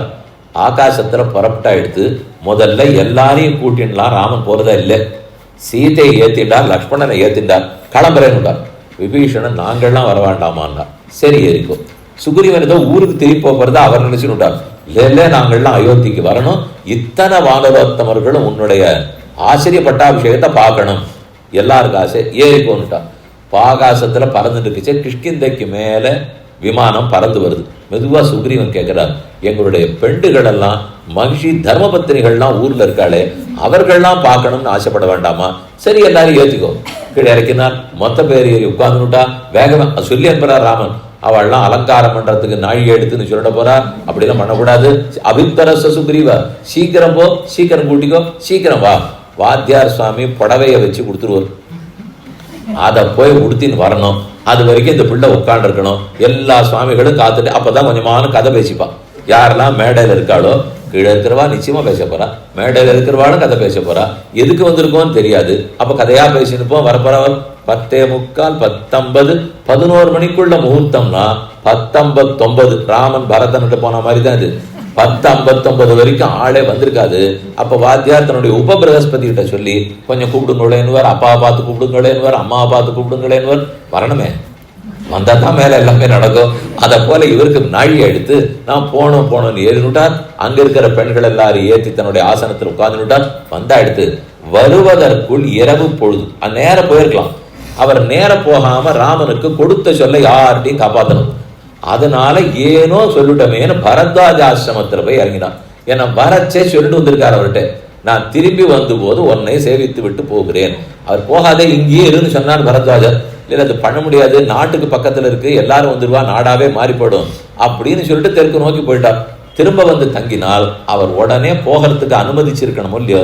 அவருக்கு என்ன தோணித்தோ, இன்று இரவு பொழுது இங்கு தங்கி விட்டு போகட்டும். எல்லார்ட்டையும் வாண்டாடு ராமன், இவர் சொன்னா கேட்க மாட்டார், அவர் சொன்னா கேட்க மாட்டார். பரத்வாஜ முனிவர் இல்லையோ, அதனால மதிச்சுதான் ஆகணும். வார்த்தையை மீற முடியல. கிடுகிடுன்னு வெளியில வந்து ஹனுமாரை கூப்பிட்டு, எனக்கு ஒண்ணும் பண்ண முடியாது, பெரியவர் சொல்லிட்டார், நான் தங்கிட்டு தான் போயா. இவன் தான் சக்கரவர்த்தி, இவர் தான் சர்வேஸ்வரன். இருந்தாலும் ஒரு வேதாந்தின்னு இருக்கும்போது ஆச்சாரியனுக்கு எவ்வளவு மதிப்பு கொடுக்குறான்னு புரிந்து கொள்ள வேண்டும். அப்படி மதிப்பளித்து ஹனுமானை கூப்பிட்டு, என்ன பண்ணாலும் பரதனுக்கு இந்த செய்தியெல்லாம் தெரியாது, அவன் ஒன்றும் பொறுமையே அவனுக்கு கிடையாது. நான் வரலன்னு உடனே கைவிட்டு விட்டேன் நினைத்து கொண்டு நெருப்புல குதிச்சுடுவான். நீ முன்னாடி போ, ஆனா ஒன்ன பரதனுக்கு தெரியாது. நீ நேர போனியானா எனக்கு உனக்கு என்ன சம்பந்தம் பரதனுக்கு எப்படி தெரியும்? வழியில இறங்கு, நிதானமா குகனிடத்துல எடுத்து சொல்லு, அவனை அழைச்சிக்கோ, அவன் புரிஞ்சுடுவான், அவனுக்கு செய்தி தெரிஞ்சிருக்க, அவனை கூட்டின்னு போனியானால் ஏற்கனவே குகனை சந்தித்து தான் பரதன் என்னை வந்து சித்திரக்கூடத்துல பார்த்திருக்கான். அந்த அவசரத்திலையும் துல்லியமா என்ன சொல்லி கொடுக்கணுமோ அதை சொல்லி கொடுத்து தான் ராமன் அனுப்பிச்சார். ஹனுமானுக்கே எல்லாம் தெரியும், இவர் சொல்லணுங்கிறதே இல்லை. இருந்தாலும் நாம என்ன பொறுப்படுத்திட்டு இருக்கோமோ அதை நம்ம செய்யணும் இல்லை. அப்புறம் போயிட்டு இனிமே இந்த காரியத்துக்கு இவர் அனுப்பவே கூடாதுன்னு ஆகிட்டு வந்துருவோம். இதுதான் நமக்கு இருக்கிற சாமர்த்தியம். இந்த பாத்திரத்துக்கு கொண்டு அங்கே வெயிங்கிறதுக்குள்ள தடான்னு 2 தினம் கீழே போட்டோம்னால் கேட்டா என்ன சொல்லுவார்? நன்னா பண்ணிவிட்டா நீ திருப்பி திருப்பி என்னையே கூப்பிடுவீர், அதனாலதான் நான் பண்ணவே இல்லை, போட்டு உடைச்சிட்டோன்னு அப்புறம் கூப்பிடவே மாட்டாடோ இல்லையோ. அப்படியா? நயசாதகம். எந்த காரியத்தை கொடுத்தாலும் 1க்கு 4 மடங்கு பண்ணி முடித்து விட்டு இதை பார்த்துட்டு வான்னு சொன்னா முடிச்சுட்டு வான்னு ஹனுமானுக்கு அர்த்தம். அசாத்திய சாதக சுவாமின்னு அசாத்தியம் தவ கிம்பத ராமதூத கிருபாசந்தோ மத்காரியம் சாதய பிரபோ. எதுவா இருந்தாலும் நடக்கக்கூடியவர் ராமன். அதனாலதான் அவரை கூப்பிட்டார். விபீஷன் கூட தானே இருக்கா, சுக்ரீவன் கூட, இத்தனை பேரும் கூட தானே இருக்கா, எல்லாரும் இறங்கியிருக்கா, ஒருத்தரையும் அவர் கூப்பிடல. ஹனுமாரை கூப்பிட்டு நீர் போய் பரதனிடத்துல விஷயத்தை சொல்லும். இவரும் ஆகாச மார்க்கத்துல குகனை கூட்டிண்டு பறந்து வந்துட்டார். இவர் வர்றதுக்குள்ளேயே பரதனுக்கு மனசு விட்டு போய் சத்ருகனனை கூப்பிட்டு நெருப்ப வளர்த்து பிரதட்சணமே பண்ண ஆரம்பிச்சிட்டோம். அடுத்ததுல குதிக்க வேண்டியதானுட்டு. இத கம்பர் இன்னும் அழகா சொல்றார், கைகளால் கரியாக்கினான்கிறார். ஆகாசத்துல வந்தவன் எப்படி போறது, என்ன பேசினா கேட்கிற நிலைமையில ஒருத்தர் இருந்தா தானே பேச முடியும். அவன் ஆனா உயிர் விடணுங்கிற நிலைமைக்கு வந்துட்டான். நான் மெதுவா கதை சொல்றேன்னு ஆரம்பிச்சா யாரும் கேட்கவே மாட்டார்கள். நியாயத்தை பத்தி யோசிக்கிற நிலையிலாம் பக்தன் இருக்கவே மாட்டான். கம்பர் 10,000 பாட்டு பாடினார். ஆனா அவர் முதல்ல என்ன சொல்லியிருக்காரு தெரியுமோ? பத்தர் பேசின, பித்தர் பேசின, பேதையர் பேசின. நான் பாடினதெல்லாம் கவிஞன் பாடினெல்லாம் சொல்ல வேண்டாம். பக்தியோட பாடியிருக்கேன், பைத்தியத்தோட பாடியிருக்கேன், பேதையா அரியாத்தனத்தோட பாடியிருக்கேன். ராமனை பத்தி ஒருத்தர் பாடணும்னாலே இவ்வளவுதான் செய்ய முடியுங்கிறாரு. பக்தியோட பாடலாம். பேதை மனம்னா என்ன சொல்லும், என்ன பண்ணும், ஏதோ கெஞ்சும், அவ்வளவுதான் பேத மனத்துக்கு தெரியும். பித்தோட பாடியிருக்கேன், பேத மனத்தோட பாடியிருக்கேன், பக்தியோட பாடியிருக்கேன்னு இப்பேற்பட்ட கம்பர் ஒருத்தர் சொல்லியிருக்கணும்னால் பேச்சுக்கே இடமில்லை. அதனால பரதனுக்கு ரொம்ப பாவசுத்தி. அடுத்தது நாம குதிச்சுட வேண்டியதானா இவர் போனவர் யோசிச்சு பார்க்கிறார், இவனை எப்படி தடுக்கிறது? முதல்ல இவனை குதிக்கிறதுலேருந்து தடுத்தா தான் எதையுமே பேசவே முடியும். அவருக்கு தெரிஞ்ச ஒரே கண்கண்ட மருந்து, யாருக்கு என்ன ஆபத்துனாலும் ராமாயண கதையை சொல்ல ஆரம்பிச்சுடுவோம். கதை சொன்னா கேட்பாளானால் ராமநாமம் மிருத சஞ்சீவனமான ராமநாமம். போற உயிரை கூட உடனே காப்பாற்ற வல்லது ராஜா தசரதோ நாம. ஆசீத் தசரதோ நாம ரதகுஞ்சர வாஜிமான். தசரதங்கிறவர் 60,000 வருஷம் இருந்தார். ரத கஜ துரக பதாதிகளோட நாட்டை ஆண்டு வந்தார். புத்திர பேரு இல்லை. ரிஷசிருங்கரை கூட்டு அதை கொண்டு புத்திரகாமேட்டி நடத்தினான்னு ஆரம்பிச்சுட்டார். அவங்க உமக்கு யாரான் நவாக பாராயணமா வச்சாங்க, நீர் ஏதோ வந்து உயிர் போயிட்டு இருக்க ஒருத்தனுக்கு அப்ப போய் சொல்லு, உயிர் போகிற உயிரை ரட்சிக்கிறதுக்கு தான் ராமாயண கதை, அதுக்கு தான் ராமநாமம். மெதுவா சரித்திரம் சொல்ல சொல்ல கட்டுப்பட்டு பரதன் நின்னுட்டான். நாம குதிக்கல, ஏதோ மகுடிக்கு கட்டுப்பட்ட பாம்பு நிற்கிறதுன்னு வாழே, அதை போல அந்த சரித்திரத்தை கேட்டு நின்னவர் அந்த வேக அந்த 1 நிமிஷம் அவர் போதும். அந்த நிமிஷத்துக்குள்ள சட்டுன்னு கீழ் குதித்தார். ஓடி வந்து மொத்த நெருப்பையும் கையாலேயே அணைச்சிட்டார். என்ன நீ அணைச்சே நிமிந்து பார்த்தார். இதோ குகனை கூட்டு வந்திருக்கேன் பாரு, அதை உனக்கு சொல்றதுக்கு ராமன் வந்து கொண்டிருக்கிறான். உன்னை ஒரு நாள் கைவிட்டு விடமாட்டார், சத்திய பிரதிஞன், திருடச்சித்தன், விடமாட்டார்னு சொல்றதுக்கு தான் நான் வந்தேனால். எங்கு வந்தார்? இதோ 15வது ஆண்டு பிறந்து விட்டதே, சூரியன் உதிக்க போகிறாரே அப்படின்னு அவன் கேட்க ஆரம்பிக்கிறான். அப்ப என்ன அவருக்கு தோணித்தோ அதே சமயம் ஆகாசத்துல கையை நீட்டி அண்ணல் வந்தனன், ஆரியன் வந்தனன், அதோ வருகிறான் பாருங்கள். நல்ல வேளை கை நீட்டுல இடத்துல புஷ்ப விமானம் தோன்றிவிட்டது. அதுக்குள்ள அவர் வந்ததுனால தப்பிச்சு. பிரகலாதன் இந்த தூணிலே இருக்கிறார்னு கை காட்டினால் நரசிம்மன் தூணுக்குள்ள தோன்றினார் இல்லையா? ஹனுமான் வந்தார்னு கை காட்டினால் நாம கை காட்டுற இடத்துல வர்ற அளவுக்கு அவர் சுலபர், அவர் சுசீலர். இல்லைனால் இது ஈஸ்வரன் நாம ஜீவாத்மான்னு சாத்திர சொன்னது எல்லாமே பொய்த்துப்படுமே. ஒரு பக்தன் கை காட்டினா தோன்ற வேண்டியது அவருடைய கடமை. அதனால அந்த இடத்துல தோன்ற பரதன் பார்த்துட்டு எல்லாத்தையும் மறந்து போட்டான். நல்ல வேளை நம்ம ராமன் வந்துட்டார்னா கண்டானோ இல்லையோ, அந்த கண்டத்தை யாரான்னு 10 பாட்டு பாடுங்களேன். கம்பர் இடத்துல சிஷ்யாலாம் கேட்டா, இத்தனை நாள் பார்க்கணும்னு ஆசைப்பட்டு இருந்த பரதன் உயிர் தியாகம் பண்ண போறேன்னு சொல்லி கொண்டிருந்தவன் இப்போது ராமனை சேவிச்சுட்டாரே, இப்ப அவனுக்கு மனோபாவம் என்னவா இருக்கும், அந்த காட்சி என்னவா இருக்கும்னு ஒரு 10 பாட்டு பாடுங்க. என்னால் இத பாட்டே என்னால பாடவே முடியாது. ஏதோ சாதாரண விஷயத்தை பாடுன்னா நான் பாடுவேன். இந்த காட்சிக்கு அவர் இயங்கிட்டு இருந்தது எத்தனை நாள், அந்த காட்சிக்கு இவர் இயங்கி கொண்டிருந்தது எத்தனை நாள். இந்த காட்சியை பேசாம அனுபவிக்கிறது தான் நல்லதே தவிர பேசி அனுபவிப்பது நல்லதே இல்லை. 2 இடத்துல சொல்லிட்டாரு. அண்ணலும் நோக்கினாள் அவனும் நோக்கினான்னு பாட்டிருக்கே, இது பாலகாண்டத்தில். சீதையை கல்யாணம் பண்ணிக்கிறதுக்காக ஜனகபூருக்குள்ளே ராமன் மிथिलाபுரிக்குள்ள போயிட்டார். அப்போ உப்பரிகையில 4 மாடத்துல சீதை நின்றுட்டு இருந்தாலாம். வாசல்ல போறச்சே ராமன் அப்பதான் பாக்குறார். இத்தனை வருஷம் பிரிஞ்சு வந்திருக்காளே, இவருக்கு 12 வருஷம் எடுத்து, சீதைக்கு 6 வருஷம் ஆகிவிட்டது. இப்ப இவரும் பார்க்க அவரும் பார்க்க சிஷ்யாலாம் கம்பரை கேட்கிறா. இந்த காட்சியை நோக்கினாள் இருக்கே, காட்சி நல்லா இருக்கும் போல் இருக்கே, இதில் ஒரு 10 பாட்டு பாடுமே. என்னால் இதை மட்டும் எனக்கு பாடவே சொல்லாதே. பிரிந்தவர் கூடினால் பேசவும் வேண்டுமோ, பிரிந்தவர்கள் கூடியிருந்தா பேசி எல்லாம் அதை கேட்டுக்க முடியாது, அனுபவித்து தான் தெரிந்து கொள்ள வேண்டும். ராமனு சீதையின் கண்ட காட்சிக்கு அனுபவம் தான் பிரதானம்னார். பரதன் ராமனை கண்டு திருப்திப்பட்டதுக்கு அனுபவம் தான் பிரதானம்னார். சபதம் எடுக்கிற அளவு போதும். உன்னை நான் பார்க்கவில்லை என்றால் உயிர் தியாகம் பண்ணி விடுவேன்னு ஒருத்தன் சபதம் பண்றானே, அந்த சபதத்தளவுக்கு காட்சி கொண்டு போய் விட்டு விடும்னு சொல்ல வேண்டும். ஏனெனில் பிரிய தரிசனகான்னு அவருக்கு ஒரு திருநாமம், அதுக்கு இருக்கிற பெருமை. வால்மீகி பகவான் 16 கேள்விகள் கேட்டான். தொடங்கிறது ராமாயண ஆரம்பமே தபஸ்வாத்தியாய நிரதம் தபஸ்வி வாக்விதாம்பரம் நாரதம் பரிபப்ரச்ச வால்மீகி முனிபுங்கவம் என்று தொடங்குறது.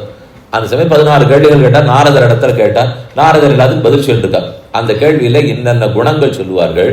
ஒன்று, கோன் வஸ்மின் சாம்பிரதம் லோகே குணவான் கஷ்ய வீரியவான் தர்மஜ்ஞஸ்ய கிருதஜ்ஞஸ்ய சத்யவாக்கியோ திருடவ்ரதः சாரித்ரேண ச கோயுக்தः சர்வபூதேஷு கோஹிதः வித்வான் கஹ கஸ்ஸமர்த்தஸ்ச கஸ்ஸைக பிரியதர்சனः ஆத்மவான் கஹ ஜிதக்ரோதः திதிமான் கோனசூயகः கஸ்ய பிப்பதி தேவாச்ச ஜாதரோஷஸ்ஸ சயுகே. இதுதான் 16. சந்திரனுக்கு கலைகள் 16 கலைகள் இருக்கும். அப்பதான் அந்த பூர்ண சந்திரன் சொல்லுவார்கள். ராமனும் சந்திரனா, ராமச்சந்திரன் தானே, அதனால அவருக்கு 16 கலைகளை போல 16 குணங்களை கேட்கிறார். ஏக பிரிய தரிசனஹா, யாரால் பார்க்கப்பட்டாலும் சந்தோஷத்தை கொடுப்பார். யார் ஒருத்தர் தான் யாரை பார்த்தாலும் சந்தோஷத்தை கொடுப்பார். யார் அவரை பார்த்தாலும் சந்தோஷம்தான், நான் யாரை பார்த்தாலும் சந்தோஷம்தான். இதுல ஒண்ணு கூட நம்ம சாதிச்சுடலாம், 2வது சாதிக்கிறது ரொம்ப கஷ்டம். ஒன்று, நான் எல்லாரையும் பார்த்தா ஒருத்தரோட எனக்கு ஒன்றும் விரோதம் எல்லாம் இல்லை சுவாமி, யாரை பார்த்தாலும் சந்தோஷமா பார்ப்பேன். இதை நான் சொல்லி முடிக்கிறதுக்குள்ளே 10 பேருக்கு என்ன பார்த்தா பிடிக்காது இருக்கலாமே. அதனால பலருக்கு நாம் அவரை பார்த்தா பிடிக்காது, அவர் நம்ம பார்த்தா பிடிக்காது. அந்த சுவாமி கொஞ்சம் தெற்கால போனா நம்ம வடக்கால போயிடுவோம், அப்படின்னு போனாலும் போயிடுவோம். கண்ணு பார்வையிலே படவே கூடாது. எல்லா கண்ணும் ஒன்னா இருக்காது சுவாமி, இது கொள்ளிக்கண்ணா இருக்கும், எள்ளு கண்ணா இருக்கும், அதனால கண்ணிலேயே படவே வேண்டாம், போனாலும் போயிடலாம். ஆனா ராமனுக்கு அப்படி இல்லையா, யார் பார்த்தாலும் சந்தோஷமா பார்க்கிறாளாம், அவர் யாரை பார்த்தாலும் ஆனந்தமா பார்க்கிறாராம். இப்படி இருந்தால் ஆனந்தம், அப்படி இருந்தால் ஆனந்தம். அப்படித்தான் ஏக பிரிய தரிசனஹா, யார் கண்டாலும் சந்தோஷப்படுகிறார்கள். அதைத்தான் ஸ்லோகத்தில் வைத்து வால்மீகி பகவான் சொன்னார். ரூப ஔதாரிய குணைஹி பும்சாம் திருஷ்டி சித்தாபகாரிணம். யாரெல்லாம் நாம ராமனை பார்க்கிறோமோ காண்பவனுடைய கண்ணையும் மனத்தையும் ஒரு சேர பறித்து விடுவார்கள். பும்சாம் புருஷர்களுடைய, நம் போன்றவர்களுடைய திருஷ்டி சித்த அபகாரிடம். திருஷ்டியும் போயிடும், சித்தமும் போயிடும். திருஷ்டி போயிடும்னா கண்ணால பார்க்க முடியாது, கண்ணை பிடிங்கின்னு போயிடுவார். கண்ணு போச்சேனால் போச்சேன்னு மனமும் பின்னாடியே போடுங்கிறார். கண்ணு மட்டும் அவர் பின்னாடி போகாது, மனமும் அவர் பின்னே செல்கிறது. மொத்தத்தில் ஒண்ணு செய்யுது. பிரியதரிசனஹான்னு சொன்னதுனாலே கண் படைத்த பயனுக்காக காட்சி வேணும்னு தெரிகிறது. பெரியவாச்சான வியாக்கியானத்தில் சொல்லும்போது காரணம்னா ஆசைக்காக மட்டும், அனுபவம் நல்லா இருக்கு, இனிமையா இருக்கார், அழகா இருக்கார், இதுக்காக மட்டும் பார்க்கணும்னு எல்லாரும் சொல்லல. இதுக்கு மேல ஒண்ணு இருக்கு. இதுன்னா அப்ப உலக அழகுக்கும் இதுக்கும் பெரிய வித்தியாசம் இல்லைன்னு ஆயிடும் இல்லையா. உலகத்திலையும் அழகா ஒண்ணு இருக்குன்னா பார்க்கணும்னு சொல்லுவேன். கண் படைத்த பயனுக்கு பார்க்கணும்னு யாராலும் சொல்லுவோமா? ஒரு இடம் ரொம்ப நல்லா இருக்கு, ஏதோ விதேசத்துக்கு போறேன், இல்லை நம்ம பாரதத்திலே ஒரு இடத்துக்கு போறேன், பார்க்கறதுக்கே இயற்கை எழில் கொஞ்சம் இருக்குன்னு வச்சுக்கோங்க, பார்ப்போம். இன்னொருத்தன் கூட போவோம், செலவழிப்போம். கண் படைத்த பையனுக்காக அந்த மலையை பார்த்துட்டு வந்தேன்னு யாரும் சொல்லுவாடன்னு அப்படி கேள்விப்பட்டது இல்லை. ஏதோ பார்க்கணும், நல்லா இருந்தது, சந்தோஷமா இருந்தது, குழந்தைகளோடலாம் போனோம், ஒரு 10 நாள் தங்கி இருந்தோம், வந்தோம், அவ்வளவுதான். ஆனா கண் படைத்த பையனுக்காக பார்த்தேன்னு சொன்னோம்னால் ராம தரிசனத்தை மட்டும். அவரை கண்பதனால் கண்ணே அவரால் தானே படைக்கப்பட்டிருக்கு. சுவாமி ராமானுஜரை பத்தினது நூத்தந்தாதி பாசம், ராமானுஜன் நூத்தந்தாதி. அதில் சொல்றார், உம்மை வணங்க வைத்த கரணம் இவை எனக்கு அன்று. இது எனக்காக கொடுக்கப்பட்ட கரணங்கள் இல்லை, உம்மை வணங்க வைத்த கரணம் இவை. பெருமானை வணங்க வைத்த கரணம் என்று யார் சொல்லி கொடுத்தாலாம்? ராமானுஜர் தான் நமக்கு சொல்லி கொடுத்திருக்கிறார். விசித்ரா தேக சம்பத்தி ஈஸ்வராய நிவேதிதும் பூர்வமேவ கிருதா பிரம்மன் ஹஸ்தபாதாதி சங்கியுதா. கண்ணு, காது, மூக்கு, நாக்கு எல்லாம் எது கொடுத்தாருனால் ஒவ்வொன்னத்துக்கு பயன். கண்ணுக்கு பயன் காட்சி, அவரை சேவிக்கிறது. காதுக்கு பயன் அவரை பத்தி கேட்கிறது. மூக்குக்கு பயன் ஜிக்ர கிராண முகுந்த பாத துளசி மூர்தன்னு நமாதோக்ஷஜம். முகுந்த மாலை, அதுல குலசேகர பெருமாள் பாடினது ஜிஹ்வே கீர்த்தய கேசவம் முரரிகும் சேதோ பஜ ஸ்ரீதரம் பாணித்வந்த சமர்ச்சய அச்சுதகதா ஸ்ரோத்ரத்வயத்வம் ஸ்ருணு ஹரே கச்சாங்கிரி யுக்மாலயம் ஜிக்ரகிராண முகுந்தபாத துளசீம் மூர்தன்னு நமாதோக்ஷஜம். அதோக்ஷஜ பெருமான குறித்து வணங்குவதற்கு தலை, அவரை காண்பதற்கு கண்கள், அவர் சரித்திரம் கேட்பதற்கு காதுகள், அர்ச்சனை பண்ணுவதற்கு கைகள், நடந்து சன்னிதானத்துக்கு செல்வதற்கு கால்கள். இதுக்கு தான் எனக்கு இது கொடுக்கப்பட்டிருக்கே தவிர அதை கொடுத்திருக்கிற சமயத்துல கொஞ்சம் எனக்கு உபயோகப்படுத்திக்கலாம். இப்படி வேணா வச்சுக்கலாமா? 90% அவருக்காக உபயோகப்படுத்த வேண்டும், 10% நமக்காக உபயோகப்படுத்த வேண்டும். இது நடக்கிறதா இல்ல தலைகீழ் நடக்கிறதான்னு பார்த்துங்க. இந்த பக்கம் அது கூட பரவாயில்ல, பெருமாள் விட்டு கொடுத்துருவார். 90 உனக்கே வச்சுக்கோ, இந்த 10 எனக்கு இல்லைன்னு சொல்லிடாது. நீ ஏதோ பண்ற ஒண்ணு அரை எதுவாவது கொஞ்சமாவது அதுக்காக பயன்படுத்தணும் இல்லையோ. நல்ல காட்சின்னு சொல்லும் போது நம் கண்கள் படைத்த பயனுக்காகவும் அவனைத்தான் காண வேணும் என்பது ஒரு ஆச்சரியமான அர்த்தம். அதனால தஸ்ய ஏக பிரிய தரிசனஹா. இந்த விஷயமெல்லாம் இப்ப தசரதன் சொன்னது பார்த்தோம், பரதன் என்ன சொன்னார்னு பார்த்தோம், ராமனை எப்படி சென்றார்னு பார்த்தோம். சுந்தர காண்டத்தில் ஹனுமான் சீதையை போய் கண்டான், அதுக்கப்புறம் திரும்பி வந்து கண்டேன் சீதைன்னு சொன்னார். ஆனா அது வரைக்கும் சீத்தை சொல்ற ஒரு அழகான ஸ்லோகம், தன்யா பஷ்யந்தி மேநாதம் தம் பத்மதல பத்ராட்சம் சிம்ஹ விக்ராந்த காமினம். தம் அந்த ராமனை பத்மதல பத்ராட்சம் மலர்ந்த தாமரைய ஒத்த திருக்கண்கள் படைத்த அந்த ராமனை சிம்ஹ விக்ராந்த காமினம் சிம்ஹம் நடந்து வரா போலே நடந்து வரக்கூடிய ராமனை தன்யா பஷ்யந்தி மேநாதம். மேநாதம் என் கணவன், இப்படி அழகா இருக்கிறவரே எல்லாரும் பார்க்கிறார்களே, தன்யாக யாரெல்லாம் பார்த்தார்களோ அவர்கள்லாம் தன்யர்கள். இத ஹனுமான் இடத்துல சீத்தை சொல்லிட்டு இருக்கா. பல விஷயத்துக்கு ஹனுமான் பதிலே சொல்லல. அவ ராணி, நம்ம தூதனா வந்திருக்கோம், ரொம்ப பெரிய ராஜா கிட்ட திரும்பி போய் சொல்லி ஆகணும். அவ 2 பேருக்கு இருக்கிற ஊடல்ல ஏதானு 4 வார்த்தை கொஞ்சம் தடிச்சு வரத்தான் வரும். இதெல்லாத்தையும் ஞாபகம் வச்சுட்டு நேர திரும்பி போய் சொன்னோம், நமக்கு வேலைப்படும். அதனால நம்ம தான் 2 பெரிய மனுஷா பேசிட்டு இருக்கிறான்னா நம்மள தூதா அமைச்சிருப்பா, என்ன சொல்லணுமோ சொல்லிட்டு காரியத்தை முடிச்சுன்னு வரணுமே தவிர இப்படி சீதை உம்மிடத்தில் கோவப்பட்டாள், இப்படி ராமன் சந்தோஷமாக உண்மை விட்டு பிரிந்து இருக்கிறார் எத்தியான் நம்ம சொல்ல போக வீண் வம்பு தான் வரும். அதனால அவர் ஒண்ணுமே பேசவே இல்லை. சரி, ஏதோ மாதா சீதா ஆசைப்படுகிறாள், நமக்கு அவர் தரிசனம் கிடைச்சதே பெரிய சமாச்சாரம் என்று சொல்லிக்கொண்டு இத்தனை பேர் 14,000 பேரும் ராட்சசர்களை ராமன் முடித்தார். அதனால உன்னை திருடி கொண்டு போய் விட்டார்கள். எங்க மொத்த பேர் 70 வெள்ளம் வானர சைன்யத்தில் சுக்ரீவன் அனுப்பிச்சு விட்டுட்டான். திசைக்கு நாங்கள்லாம் தேடிட்டு போனோம். கடைசியா நல்ல வேளை எனக்கு ஒரு பாக்கியம், தெற்கு திசையில இருக்கிற அடியே தேவரீரை சேவிக்க பெற்றேன்னு முன்னாடி போய் நின்றுட்டான். அப்ப அவர் திருப்பி சொல்றது, தன்யா பஷ்யந்தி மேநாதம். என்னை யாரெல்லாம் என் நாதனை சேவிக்கிறார்களோ அவர்கள்லாம் தன்யர்கள். மேநாதம்னு சொல்றதான் பெரியவாசன் சாதித்தார். பார்க்க வேண்டியது நான், ஆனா என்னை தவிர எல்லாரும் பார்த்துட்டு இருக்கான். எல்லா குரங்குகளும் பார்த்துட்டு இருக்கு, மொத்த குரங்குகளுக்கு லாபம். அதெல்லாம் ராமனை பார்த்துட்டு இருக்கு. கைப்பிடித்த மனைவியாரோ அந்த சீத்தை பார்க்கலன்னால் அவளுக்கு சுருக்குன்னு ஒரு கோபம். அதனாலதான் மேநாதம். மேநாதம்னா பெருமாளை போய் எனக்கு மட்டும் நாதன் சொல்ல முடியுமா? அவர் உலகுக்கே நாதன் தான். இது இந்த ஸ்லோகத்தோட அவர் நிறுத்தியுள்ள. அடுத்து சொன்னது, எனக்காக ஒரு தடவை திரும்பி போய் நான் வணங்கினத்துக்காக ஒரு தடவை வணங்கணும். ஹனுமான் கேட்டார், நானே எப்படி திரும்பி போன பிறகு வணங்க போறேன்னு. இல்ல, எனக்காக ஒரு தடவை வணங்கணும். கௌசல்யா லோகபர்த்தாரம் சுஷுவேயம் மனஸ்வினி தம்மமார்த்தே சுகம் பிரிச்ச சிரசாச்ச விபாதய. நான் எனக்காக ஒரு தடவை இன்னொரு தடவை சேவி, ஒரு தடவை உமக்காக சேவிச்சுக்கும்.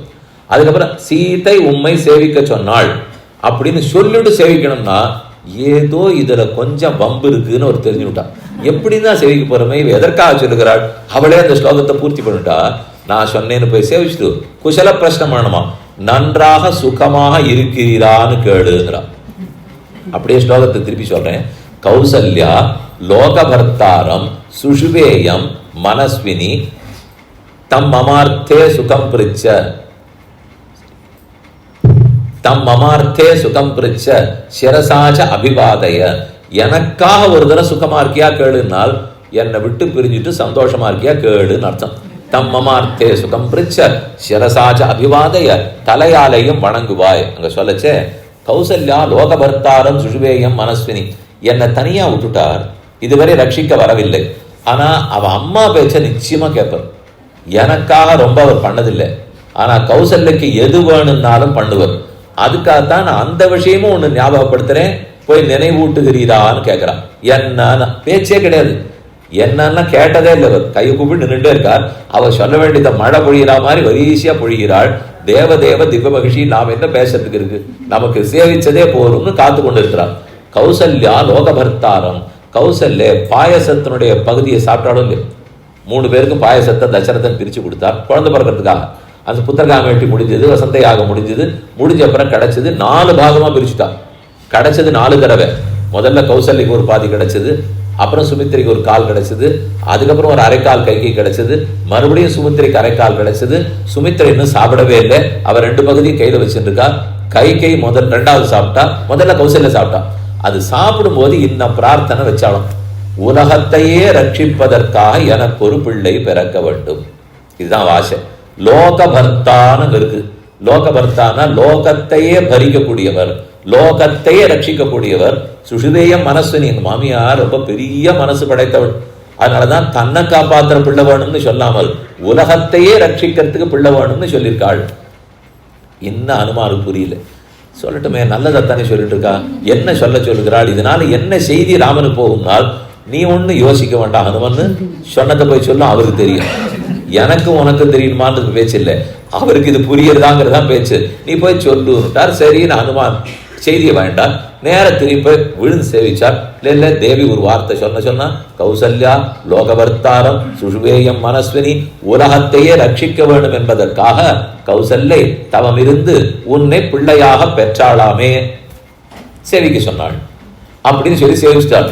ராமன் உடனே புரிஞ்சுட்டார், அந்த லோகத்துக்குள்ளே ரட்சிக்கப்பட வேண்டியவர்களில் நானும் ஒருத்தியா அல்லலால் கேளுன்னு அர்த்தம். இத்தனை பேரை ரட்சித்தா தான் லோகபர்த்தாங்கிற பேர் கிடைக்கும். இல்ல கௌசல்ய வருத்தப்பட மாட்டாளா, நான் லோகபர்த்தாவா பிள்ளை பெறணும்னு ஆசைப்பட்டேன், ஆனா பிள்ளை ஒருத்தரை விட்டுட்டு பாக்கி பேரை ரட்சித்திருக்கான பேர் படும் இல்லையா, தங்க அம்மா பேர் படும் நினைச்சா அவருக்கு ஆகவே ஆகாது, உடனே வந்துடுவார், காப்பாத்திடுவார் இப்படின்னு சொல்லி போய் சொல்ல அவர் உடனே கிளம்பினார் இல்லையா. கடைசியில் உண்மையே எடுத்து அவர் சொன்னது பொய்யே இல்லையே. இதை போய் கேட்டப்புறம் தானே மறுநாளே ராமன் கிளம்பினார். சாமி அதுக்கு நீங்க முடிச்சு போட்டது தப்பு. அவருதான் ஹனுமான் போய் பார்த்துட்டு வந்தனா, எங்க பார்த்தாரோ ஏது பார்த்தாரோ இந்த வார்த்தை லோகபர்த்தாங்கிறது பேர் வேணும்னா செய் என்ற அப்புறம் தானே ராமன் கிளம்பியிருக்கார். அப்ப சொன்னதுனால தான் அர்த்தம். அப்ப கௌசல்யா பண்ணதுனாலே இருக்கட்டும், சீதைக்கு எதனால் பண்ணார் யாரால் பண்ணார் முக்கியம் இல்லை, அனுகிரகித்தாராங்கிறது முக்கியம். தன்னை ரட்சிக்கிறது கூட முக்கியமில்லை. இதே போல ஒத்தரையும் கைவிடாமல் ராமன் ரட்சிப்பாரா என்பதற்காகத்தான் கௌசல்யா லோகபர்த்தாரம் சுழுவேயம் மனஸ்வினி 4 நுனி வரைக்கும் வந்துடுது. அதனால அந்த பாட்டியை சொல்றேன். நல்கித்தான் காத்தளிக்கும் பொழிலேழும் வினையேற்கே நல்கத்தான் ஆகாதோ நாரணனை கண்டக்கால் மல்கு நீர் புணர்படப்பை இலதேர்வன் சிறுகுருகே மல்கு நீர் கண்ணீர் கோர் வாசகம் கொண்டு அருளாயே. நம்மாழ்வார் பெருமாளை குறித்து தூது விட்டு இருக்கார். முதல் 10 திருவாய்மொழி, முதல் 10 4ஆம் திருவாய்மொழியில தூது விடுறார். அஞ்சரைய மடனாராய் அடியத்தாய் நீயும் நின் அஞ்சரைய சேவலுமாய் ஆவாவன் நரக்கருளி வெஞ்சிரை புள்ளுயர்த்தால் கென்விடு தூதாய் சென்னக்கால் வஞ்சரையில் அவன் வைக்கில் வைப்புண்டால் என்றையும். நான் எனக்காக ஒரு தினம் தூது போன்னு நாரைய தூது விடுறா. அது கிளம்பிடுத்து. செய்தி என்ன சொல்லணும், நீரும் போன்னு சொன்னீர், நானும் கிளம்பிட்டேன். பக்ஷி போய் சீவன் நாராயணன் முன்னே நிற்க போறது. பராங்குசருங்க நம்மாழ்வார் உமக்காக காத்துட்டு இருக்கார், எப்ப வந்து கல்யாணம் பண்ணிக்க போறீங்க அப்படின்னு இந்த பறவை போய் கேட்கணும். பறவை அவர் முன்னாடி போய் கேட்கணுமா, அவர் அதற்காக கிளம்பி வந்துடுவாராம். இந்த அளவுக்கு இந்த நாய்க்கு ஆசை. தூது விட்டா எடுத்து கிளம்பிடுது பறவை, போட்டிக்கிட்டு எல்லாம் எடுத்து எல்லாம் தயாராகி கிளம்புறது. அப்ப அது கேட்கறது என்ன சொல்லணும்னு இன்னும் சொல்லவே இல்லையே, நீ போன்னு சொன்னீர், நானும் சரின்னு கிளம்பிட்டேன், வண்டியில ஏறி உட்காந்துப்போம், போகணும், நமக்கு அவசரமா இருக்கும். அவர் எங்க சுவாமி போகணும்னு கேட்பார். அது நான் போறேன்னு நினைச்ச இடத்துக்கு போகணும் அவனுக்கு தெரியுமா? எங்க போனோம்னு சொன்னதான் அவனுக்கு தெரியும். போனா என்ன சொல்ல வேணும்னு பறவை கேட்கறது. அதுக்கு நம்மாழ்வார் பதில் சொன்னது, உலகத்தை எல்லாம் ரட்சிக்க கூடியவர் என்று ஒரு பேர் உமக்கு இருக்காமே, அதனால நாராயணன் பேர் வச்சிருக்கிறாமே, அந்த பேர் இன்னும் உமக்கு இருக்கான்னு கேட்டேன்னு கேளுன்னார். நேர பெருமாள்கிட்ட போய் நாராயணன்கிற பேர் உமக்கு இன்னும் இருக்கா, இல்ல அது போன வருஷத்தோடு போயிடுதா கேட்டா வெறும விடுவாளன்னா, பக்கத்துல இருக்கிற கருடன் ஆதிசேடன் நைய புடைச்சு துரத்தே விடுவான். எத்தனை பேர் இருக்கா, நம்ம போய் கேட்ட முடியுமா? ஆனா கேடுன்னு ஏன் சொல்றாருனால், நாராயணன்கிற பேர் இருக்குமானால் ஒருத்தர் மிச்சம் இல்லாமல் சால பல நாள் உகந்தோர் உயிர்கள் காப்பான் கோலத்திருமா மகளோடு அனைத்தையும் ஒத்தர் பாக்கி இல்லாத ரட்சிக்கணும். அடி என்ன நம்மாழ்வார் மொத்தர் ரட்சிக்கப்படாமல் விடப்பட்டிருக்கிறேன், என்னை விட்டுட்டு நாராயணன்கிற பேர் உனக்கு தங்குமான்னு நான் கேட்டேன்னு கேடு. பாக்கி எதை இழந்தாலும் யாரும் திருப்பி சம்பாதிச்சிருவா. பேர் படுத்துனா திரும்ப கிடைக்காது இல்லையோ, அதனால அவருக்கு அந்த பயன் நிறையவே உண்டு. பேர் போயிடுங்கிறதுக்காக உடனே ஒதுக்கி வந்துருவார், என்னை உடனே அழைச்சிட்டு போய் கல்யாணம் பண்ணிப்பார். ரெண்டு பேரும் ஒரே விஷயம். சீத்தை கேட்டதுக்கு அர்த்தம் அதே தான், இங்க நம்மாழ்வார் பாசுரத்திலையும் அர்த்தம் அதே தான். இது இத்தனை என்னன்னு சொன்னது, போ ராமபிரானை சேவிப்பாய் தன்யா பசந்தி மேநாதம். உள்ளத்துல இருக்கிற கொதிப்பு என்ன, இதெல்லாம் நான் பண்ணணும், நான் பேசணும், நான் பார்த்துட்டு இருக்கணும், அவரே எல்லாரும் பார்த்துட்டு இருக்காள் இல்லையா. அப்ப கௌசல்யன்னு சொல்லச்சே லோக பர்த்தான்னு சொல்லிட்டா. தன்னை பத்தி சொல்லிக்கும் போது மேநாதம்ங்கிறா. லோக பர்த்தான்னா லோகத்துக்கே பர்த்தான்னு அர்த்தம், மேநாதம்னா எனக்கு பர்த்தான்னு அர்த்தம். அது பெருமையா இது பெருமையா? எனக்கு எனக்குன்னு சொல்றதை விட எல்லாருக்கும்னு சொல்றதுதானே பெருமைன்வா. அவர் அந்த எண்ணத்துல சீத்தை பேசவே இல்லை, அந்த எண்ணத்துல ஆழ்வா பேசவும் இல்லை. அவருக்கு எல்லாரையும் ரட்சிக்கணும் பரோபகார சிந்தனையோட தான் பாடுவார். பின்ன இது ஏன் சொல்லிக்கிறார்னால், அந்த எல்லாங்கிறதுக்குள்ள நானும் ஒருவனா அல்லேனா, எல்லாரையும் நீ ரட்சிக்கிறேன்னா நீ எல்லாரையும் பாரு, எல்லாரும் ஒன்னு சேவிக்கிட்டோம், ஒன்னு எல்லாரும் சேவிக்கிட்டோம். அடியனுக்கு அந்த பாக்கியம் கிடைக்கணும் இல்லையோ, எல்லாருக்கும் கொடுத்தியே, அடியனுக்கே கொடுக்க கூடாது. எனக்கு கொடுன்னு தாராளமா கேட்டு வாங்கிக்கலாம், ஆனா அவனுக்கே கொடுத்தேன்னு கேட்கக்கூடாது. உலகத்துல பெரிய ஆபத்து. இன்னைக்கு சண்டை எல்லாரும் எதுக்கு போட்டுக்கிறாருன்னா, உனக்கு வேணும்னா கேட்டு வாங்கிக்கேன்னா ஒத்துக்க மாட்டான், அவனுக்கே கொடுக்கணும். இதுதான் முதல் கேள்வி. நம்ம வீட்லயே மின்சாரம் போயிடுதுன்னா பக்கத்து வீட்லயும் போயிடுத்தா பாருங்க. அங்க இருந்ததுன்னா ரொம்ப வருத்தமா இருக்கும், அங்க போயிடுதுன்னா சரி பரவாயில்லன்னு விட்டுடுவோம். என்னமோ இவர் வீட்டுல மின்சாரத்தினால எல்லாம் உடனே வேலை செஞ்சிட போற மாதிரி, அவர் வீட்டுல போனதுக்காக இவர் வீட்லயே வேலை செய்யும். ஆனா நமக்கு ஒரு ஆசை, எல்லாருக்கும் இருக்கிறது நமக்கு என்ன அர்த்தம் என்ன, எல்லாரையும் பெருமாள் ரட்சிக்கிறார்னால் நம்மையும் அவர் ரட்சிக்க வேணுங்கிற ஆசை. தாழ்ந்தவர்களே ரட்சிக்கிறாரே, அந்த தாழ்ந்தவர்கள்ல தாழ்ந்தவன் அடியேன், என்னை கைவிட்டு விடாமல் செய்ய வேணும். அந்த ஆசையோட தான் தன்யா பசந்தி மேநாதம் என்று பிரார்த்தித்தார்கள். தம் திருஷ்டுவா சத்ருஹந்தாரம் மகர்ஷீணாம் சுகாவகம் பபுவகிருட்டா வைதேகி பர்த்தாரம் பரிஷஸ்வஜே. இது ஒரு ஸ்லோகம். ஜனஸ்தானத்தில் 14,000 ராட்சசர்களையும் ராமன் அசகாய சூரனாய் அனபாய சாகசனாய் சுவாமி வேதாந்த தேசிகன் ரகுவீர கத்தியத்திலே சாதித்தார் போலே ஜெய ஜெய மகாவீரனாய் அசகாய சூரன், இன்னொருத்தர் சகாயமே தேவையில்லை, அனபாய சாகசன், இன்னொன்னுத்தனுடைய உதவி இல்லாத சாகசம் புரியக்கூடியவர். லக்ஷ்மணன் நான் சண்டை போட்டேன்னு சொன்னார், அதெல்லாம் ஒண்ணு வேண்டாம் ஒதுங்கி நில்லுட்டார். சீதையோட தனித்து நிறுத்தினார். சரி சீத்தை கூட இருந்துடக்கூடாதானா, இருந்தா அவருக்கு வேற ஆபத்து. அவள் எங்க கூட இருந்தாலும் ஒருத்தரையும் கொல்ல முடியாது. 14,000 பேரோட சண்டை போட வந்துட்டு வெறும தட்டிட்டு இருக்க முடியுமா? சண்டை போட்டுத்தான் ஆகணும், கொண்டுதான் ஆகணும். சீத்தை பக்கத்தில் இருந்தா, இவள் சன்னதி இருந்தால் காக்கையசுரன் தப்பித்தான். இவள் கூட இல்லாதனாலதான் ராவணன் மாண்டு போனான். எப்ப சீத்தை கூட இருந்தாலும் ஒருத்தர் கூட அவர் கொல்லவே மாட்டார். ரட்சிக்கத்தான் சீதை பரிந்துரை செய்வாள். அதனால சீத்தையும் லக்ஷ்மணனையும் நகர்த்திட்டார். நீங்க இங்க இருங்க, நான் போய் ஒருத்தன் போறோம் 14,000 பேரை சமாளிச்சுக்கிறேன்னு வந்துட்டார். சண்டை முடிஞ்சு போச்சு. ஒரே முகூர்த்தம், ஒரு முகூர்த்த நேரத்துக்குள்ள 14,000 பேர் போயிட்டார்கள். ஆனா அவருடைய திருமேனி முழுக்க ரத்த கண்ணா தொலைச்சிருக்கு. அம்பு விட்டு விட்டு பட்டு பட்டு வடுவடுவா ஆகிய ரத்தமா கொட்டின்னு இருக்கு. பார்த்த சீதைக்கு ஒரு பக்கம் ஒரே மகிழ்ச்சி, நமக்காக பெருமாள் வார்த்தை கொடுத்திருந்தார், ரிஷிகளை எல்லாம் ரட்சிக்கிறேன்னு சொல்லியிருந்தார். முடிஞ்சு போச்சு. ரிஷிகளை ரட்சித்தான்னு ஒரு திருப்தி. அதே சமயம் அடிபட்டு இருக்காரு, ரத்தமா சொல்றது இல்லையோ, இதுக்கு மருந்து போட்டெல்லாம் இப்போதைக்கு சரிப்படுத்த முடியாது, மாத்திடுவோம். பிராட்டி மகாலட்சுமி அவருடைய திருமேனி முழுக்க ஓஷதிகளும், அப்படின்னா மூலிகைகள். சந்தான கரணி ஒரு மூலிகை, விஷல்யகரணின்னு ஒரு மூலிகை, ஒவ்வொன்றும் உடம்பு புண்ணெல்லாம் ஆத்திடும். தலையே வெட்டுப்பட்டு இருந்தாலும் தலையை கழுத்தோட ஒட்ட வச்சிருமா. அப்படிலாம் மூலிகள் இப்போ இருக்கலாமா இருக்கும், நம்ம கண்ணுக்கு தெரியல, அதுக்கெல்லாம் மறைச்சிடும். நாம் எவ்வளவு தர்ம சிந்தனையோடு இருக்கோமோ அத்தனைக்கு அத்தனை தான் இயற்கை நமக்கு எல்லா நன்மையும் கொடுக்கும். தர்ம சிந்தனை ஆள்றவர்களுக்கோ பிரஜைகளுக்கோ குறைஞ்சதுன்னா எந்த நல்லத்தையும் பூமாதேவி கொடுக்க மாட்டாள், மறைச்சிடுவோம். கொடுத்துட்டா கெட்டதை இன்னும் வளர்த்துடுவாங்க இல்லையா. அவன் மேல மேல எல்லாரும் நல்லது பண்ணிட்டு இருந்தா, ஓஹோ கெட்டவனாவே இருந்தா கூட நல்லது கிடைச்சுட்டே இருக்கும் போல் இருக்குன்னு கெட்டதையே வளர்த்துடுவான். அதனாலதான் இது கூடாதுங்கிறதுக்காக பூமாதேவி மறைத்து விடுவாள். அங்கன் வேணன்னு ஒரு மகாராஜாவை பத்தி இங்க பாகவத புராணத்துல கதை கேட்டிருப்பீள். அவன் நாட்டை ஆண்டுட்டு இருக்கிறச்சே ரொம்ப கெட்டவனா ஆண்டுட்டு இருந்தான். அதனால பூமாதேவி எதையுமே கொடுக்கவே இல்லை, மறைத்து விட்டாள். அந்த வேணனுக்குத்தான் பிருத்துன்னு ஒரு மகாராஜா பிறந்தான். அந்த பிருத்து ரொம்ப நல்லவன். அவன் வந்த அப்புறம் பூமியின் இடத்துல பிரார்த்திக்கிறான், என் மக்களிடத்துலேருந்து எல்லாத்தையும் மறைச்சிட்டியானா அவன் எப்படி வாழ்வான்னு. அதுக்கு பூமாதேவி ஒரு பசுமாடு காமதேனு உருவத்தை எடுத்துட்டு, நீங்க எல்லாரும் வந்து மறைஞ்சு போன வேதம், மறைஞ்சு போன மூலிகை, மறைந்து போயிருக்கிற எல்லாத்தையும் அனைத்தையும் என் மடியிலிருந்து கறந்து எடுத்துக்கொள்வான்னு சொல்ல, ராஜா எல்லாத்தையும் திருப்பி எடுத்துட்டு மக்களுக்கு எல்லாம் விதரணம் பண்ணி கொடுத்தான்னு சொல்லுவார்கள். எதுக்கு சொல்ல வந்தேன், நல்லவர்களா இருந்தா தான் கிடைக்கும், இல்லைன்னா அதை அத்தனை மறைத்தே விடுவார்கள். இங்கே ராமச்சந்திரன் அத்தனையும் அது எதுக்கு சொல்ல வந்தேன், சந்தானகரணி விஷல்யகரணி அப்படிங்கிற ஓஷதி மூலிகைகள். அந்த மூலிகையெல்லாம் ஒவ்வொன்றா போடாமல் பிராட்டினுடைய திருமேனியே தான் எல்லாமா. அதனால அதோட ராமனை போய் ஆலிங்கனம் பண்ணி கொண்டாள். தம் திருஷ்டுவா சத்ருஹந்தாரம் மகர்ஷீணாம் சுகாவகம் பபூவ கிருஷ்டா வைதேகி. ராமனை பார்த்து கிருஷ்டா சீதை ஆனந்தப்பட்டாள். பபூவ சண்டை முடிஞ்சு இப்பதான் நல்ல வேளை தப்பிச்சாருங்கிற திருப்தி ஏற்பட்டது. கிருஷ்டா வைதேகி பர்த்தாரம் பரிஷஸ்வஜே. பர்த்தாவான ராமபிரானை அழைத்து கொண்டாள். இந்த ஸ்லோகம் நம்ம தினப்படி சொல்லிடுவோம். பெருமாளுக்கு திருவாராதனம் பண்ணும்போது மந்திர புஷ்பம் சமர்ப்பிக்கணும் இல்லையோ, அதில் 4 வேத தொடக்கத்துக்காக 4 வரி சொல்லுவா.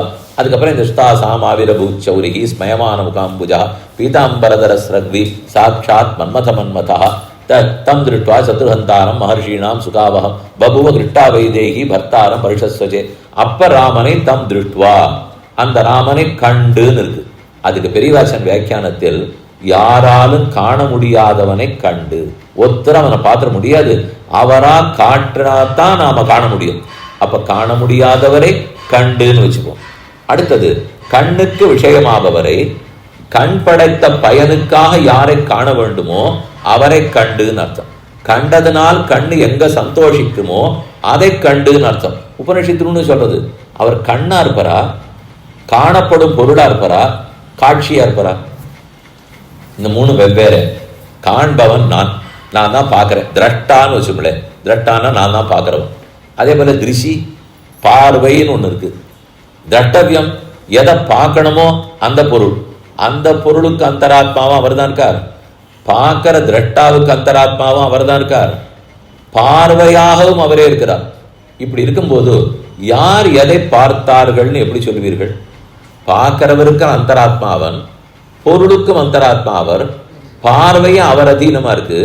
அப்படி இருக்கிறச்சே 3மே அவர்னு சொல்லும்போது அவர் அவராலே அவரை பார்த்து கொள்ளுகிறார்னு சொல்லலாமா?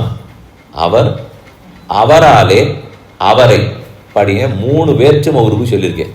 ஒன்று பிரதமா விபக்தி, அடுத்து தித்தியா விபக்தி, அடுத்து திருத்தியா விபக்தி. அவர்னு சொன்னதுனால் கர்த்தரி பிரயோகம், அவர்னா தான் பிரதமா விபக்தி முதல் விபக்தி. அவரைன்னு சொன்னால் கர்மணி பிரயோகம், அது 2வது விபக்தி அவரை. அவரால்னா கரணே விற்பத்தி, கரணம்னா கருவின்னு அர்த்தம். அப்ப நான் என்னால் என்னை கண்டேன், இதை பிரயோகமே படுத்த முடியாது உலகத்தில். இது நான் சொன்னா நான் வைத்தேன்னு சொல்லுவேன். நான் என்னை என்னால் கண்ணாடி இல்லையான்னு கேட்பேன். பண்ணலாம் இல்லையா? என் முன்னாடி கண்ணாடியை நிறுத்தி வச்சுட்டு அதுல பார்த்தா நான் என்னை என்னால் கண்டேன், என் கண்ணால பார்த்தேன், என்னத்தான் பார்த்தேன். என்னது சுமாரா இருக்கும் அவ்வளவுதானே தவிர அது கண்ணாடியில பார்த்துருவோம், பார்த்து பயந்தேன்னு முடிச்சிருவோம். அப்பனா சரியா போகும். அதெல்லாம் வச்சுட்டு இருக்கோம். பார்த்தோம்னு இது அந்த மாதிரி பயப்படுறதுக்கு இல்லை. ராமனை சேவித்தா பிரியங்கரமா இருக்க போறார், பிரியதர்சனா இருக்க போகிறார்.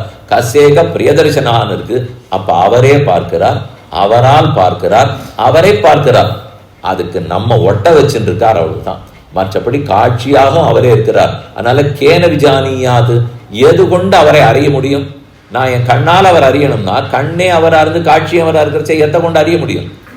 ஆனா பார்க்கிறோம்னு சொல்லிட்டு இருக்கோம்னால் இதில் உண்மை அவர் நம்மை பார்க்கிறாருங்கிறது தான் உண்மை.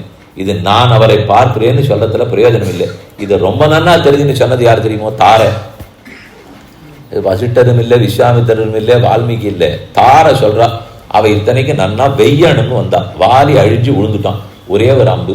வாலிமா வளர்த்து ஒருவன தொடல்கடா வரிசிர வளவித்து அந்நேலநாடு தன் தடம்பொழில் சூழ் என்று எங்கேயோ வடக்கு கோடியில் இருக்கிற திருப்பிரி தேசத்திலே இருந்து திருமங்கியாழ்வார் பல்லாண்டு பாட ஆரம்பித்தார். அந்த வாலி மா வளர்த்து ஒருவன தொடல் கெட ஒரே அம்ப விட்டார். வாலி கீழே விழுந்துட்டான். பல கேள்விகளை அடுக்கினான். வாலி வதத்துக்கெல்லாம் சமாதானம் சொல்லி முடிச்சுட்டார். அப்புறம் அங்கேருந்து தாரா வருகிறாள். ஜகாம தாரா மனஸ்வினின்னு தாராள மனசோட வந்தாளாம். அது எப்படி ராமன் என் கணவனை கொல்லலாம் அப்படின்னு வெய்ய போறேன்னு வந்தவள் வேற ஒண்ணுமே பேசல. ராமன் நேரம் நின்றுக்கிறத பார்த்த உடனே இதான் ஸ்லோகம். துவம் அப்பிரமேயஸ்ச துராசதஸ்ச ஜிதேந்திரியஸ்ச உத்தம தார்மிகஸ்ச அக்ஷய கீர்த்திஸ்ச க்ஷிதிக்ஷமாவான் விசகதோபமாக்ஷ அக்ஷய கீர்த்திஸ்ச. எத்தனை யார் குறைக்க பார்த்தாலும் கீர்த்தி குறையாத ராமா, துவம் நீ. பெரியவாச்சன் உடனே சாதித்தார். பவான் தாங்கள், தேவரீர், இப்படி இல்லைன்னு தானே ராமனை பார்த்து சொல்லணும். இவ குரங்கு பெண்ணு, அவர் க்ஷத்திரியர்களுக்கு தலைவன் ராஜா. ராஜாவை பார்த்து ஒண்ணுமில்லாதன்னா காட்டுவாசி, கணவன் வேற ஒரே அம்புல போயிட்டார். அவர் பார்த்து நீ அப்படின்னா அவளுக்கு இருக்கிற பெருமையாது. வாலிக்கு தர்மபத்னின்னு அவ்வளவு அகங்காரம் அவளுக்கு. அவனே அவ்வளவு பெரியவனா இருந்திருக்காவும். ராவணனே வாலி பூச்சி ஆட்டம் கட்டின்னு போய் வச்சோம். அவ்வளவு சக்திசாலி இருந்தாலும் ராமனுடைய அம்புக்கு அடிபட்டுட்டான். தொம்முன்னு யாரை பார்த்து சொல்லலாம்? என் கண் முன்னாடி இருக்கணும், பார்க்கிறேன், முன்னிலையில் இருக்கும் ஒருவரை பார்த்து துவம் நீன்னு சொல்ல முடியும். ராமன் முன்னிலையில் இருக்காரு இருக்கு, அதனால துவம்னு சொல்லிட்டா. அப்பிரமேயா, பிரமேயம், மேய பிரமேயம்னா புத்தி, பிரமாண புத்தி. பிரமேயம்னா புத்தியால் அறியப்படுவது எதுவோ அது பிரமேயம். பிரமாணம் புத்தியை கொடுப்பதற்குண்டான கருவி எதுவோ அது பிரமாணம். நம்ம நூல்கள் ஸ்லோகங்கள் எல்லாம் பிரமாணம். நம்ம பிரமா புத்தி, இதை கொண்டு எதை அறிகிறோமோ அதுதான் பிரமேயம். அப்பிரமேயம்னா புத்திக்கு அப்பாற்பட்டதுன்னு அர்த்தம். புத்தியால தெரிந்து கொள்ள முடியாதது. அதனாலதான் அப்பிரமேயங்கிற சொல்லுக்கு அர்த்தம் புத்திக்கு அப்பாற்பட்டவன். ராமனை பார்த்து சொல்றது அப்பிரமேயன், நீ புத்திக்கு அப்பாற்பட்டவன். அதுக்கு வியாக்கியானம் என்ன தெரியுமா இருக்கு? பொதுவா உலகத்துல என்ன சொல்லுவார்கள்? என்னால கண்ணால பார்க்க முடியல, ஆனா பகவான மனசால நினைக்க முடியுது, புத்தியால தெரிஞ்சுக்க முடியாது.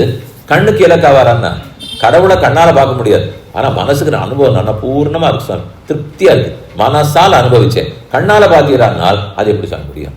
முடியாதுன்னு. அப்ப பொதுவா வழக்கம் என்னன்னு இருக்கு? கண்ணுக்கு அகப்பட மாட்டார், புத்திக்கு அகப்படுவார். புத்தியால் அறிந்து கொள்ளலாம், கண்ணால பார்க்க முடியாது.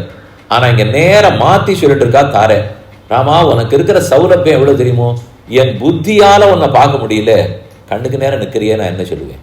உலக இயல்பு கண்ணுக்கு இலக்காக மாட்டார், புத்தியால தெரிஞ்சுக்கலாம். ஆனா இங்க நடந்துட்டு இருக்கிறது சாட்சியை பார்த்தா தொம்முன்னு சொல்லவே கண்ணுக்கு இலக்காகிட்டார்னு அர்த்தம்.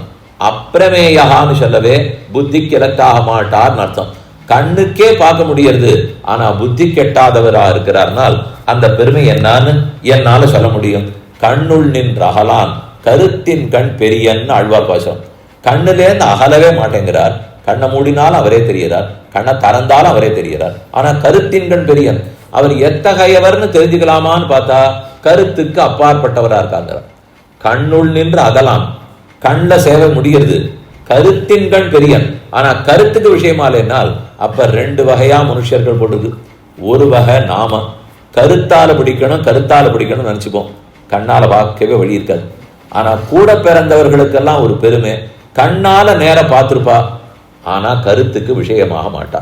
இப்படியும் இருக்கலாம், அப்படியும் இருக்கலாம். இப்ப கடைசி விஷயம் சொல்லி முடிச்சுடுறேன். அந்யோன்யம் அபிவீக்ஷந்தோ ந திருப்தி உபஜக்மதுஹு. ராமனுக்கும் சுக்ரீவனுக்கும் சக்கியாச்சு. கிஷ்கிந்தா காண்டத்திலே கிஷ்கிந்தையில நடந்தது. இது பெரிய இடம், ரிஷமூக பர்வதம்னு பேர். மால்யவான்னு ஒரு பர்வத்தம், ரிஷமூகம்னு ஒரு பர்வத்தம். இப்ப இங்க நீங்க இந்த ஊர்ல இருக்கீங்க இல்லையா, இங்கே இப்படி இதே மலைத்தொடர் தான். படிய வரைச்ச ஒரு மலையை தாண்டி தான் கொண்டு வந்தா. அந்த மலையோட வடகிழக்கு வடமேற்கு திசையில நோக்கி போனால் அந்த இடத்துல ஸ்தாகேத்துன்னு ஒரு இடம் வருது. அந்த இடத்துக்கு பக்கத்துல, அதாவது நாசிக்கு பஞ்சவடியில தான் அவர்கள்லாம் இருந்தான், கோதாவரி கரையில. அங்கிருந்து தான் பக்கத்துல இந்த ராவணன் தூக்கின்னு போயிட்டான். தாக்கேத்துல ஜட்டாயுக்கு மோட்சம் கொடுத்துட்டான். அப்புறம் அனைவரையும் தேடிக்கொண்டே வருகிறார். கிஷ்கிந்தைக்கு வந்து சேர்ந்துட்டான். இதே மேற்கு தொடர்ச்சி மலை கிஷ்கிந்தையில ரிஷமூக பர்வத்தத்தில் 2 பேரும் மறைந்திருக்கார்கள். எல்லாருமே மறைஞ்சிட்டு இருக்கான். வாலி வந்து அடிச்சிட போறானேங்கிற பயத்திலே அங்க அவன் வர முடியாதுங்கிறதுனால மறைந்திருந்தார்கள். ராமன் வந்தார். ஒரு கிளைய உடைச்சு அனுமார் போட்டார், ராமன் உட்காத்தினார். இன்னொரு கிளைய உடைச்சு போட்டார், லக்ஷ்மணன் உட்காத்து சொன்னார். ஒருத்தருக்கு பேசி ஏன் என்ன கட்டம்ங்கிறத சுக்ரீவன் சொல்லிவிட்டார். ராமனுக்கு என்ன கட்டம்னு ராமன் சொல்லி கொண்டு விட்டார். ஒருத்தருக்கு அக்னி சாட்சியாக கைப்பிடித்தனர். நெருப்ப மூட்டி, நான் உன்னுடைய பாரியையை தூக்கி போனவனை அத்தெய்வத்தம் ஹனிஷ்யாமி தவ பாரியா பகாரிணம், இன்றே உன் பாரியாவை தூக்கி சென்ற வாலியை முடிக்கிறேன், நாட்டை மீட்டு கொடுக்கிறேன். ராமன் பிரதிகம் பண்ணிட்டார். அது நடந்து ஆச்சு. ஆனா அதுக்கப்புறம் 4 மாசம் காலம் ஓடி போச்சு. நடுவுல மழைக்காலம் வந்து விட்டபடியால் அது வேண்டாம்னு வச்சுட்டார்கள். ஆவணி, புரட்டாசி, ஐப்பசி, கார்த்திகை, இந்த 2 ரித்து, வருஷ ரித்து, சரத் ரித்து. இந்த 4 மாசம் தாண்டி கார்த்திகை மாசம் தான் மொத்த பேரும் தேட போறான். அதுக்கப்புறம் தான் தேட போய் 1 மாசம் தள்ளி போச்சு. ஸ்வயம்பிரபா குகையிலேயே கிட்டத்தட்ட 1 மாசம் ஓடி போச்சு. அதுக்கப்புறம் போனார், தாண்டினா சேவி கொண்டு வந்தார்னு வச்சுப்போம். இப்போ சொல்ல வந்த விஷயம், அப்படி அவர்கள்லாம் மறைந்து கொண்டு இருக்கும் போது சக்கியம் நடக்கிறது.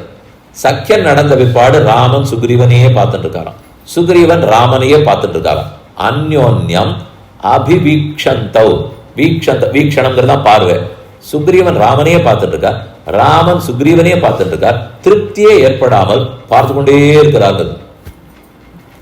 இந்த விஷயத்தை சக்கியமாச்சுன்னு ஹனுமார் சீதையனிடத்துல போய் விண்ணப்பம் பண்றார்.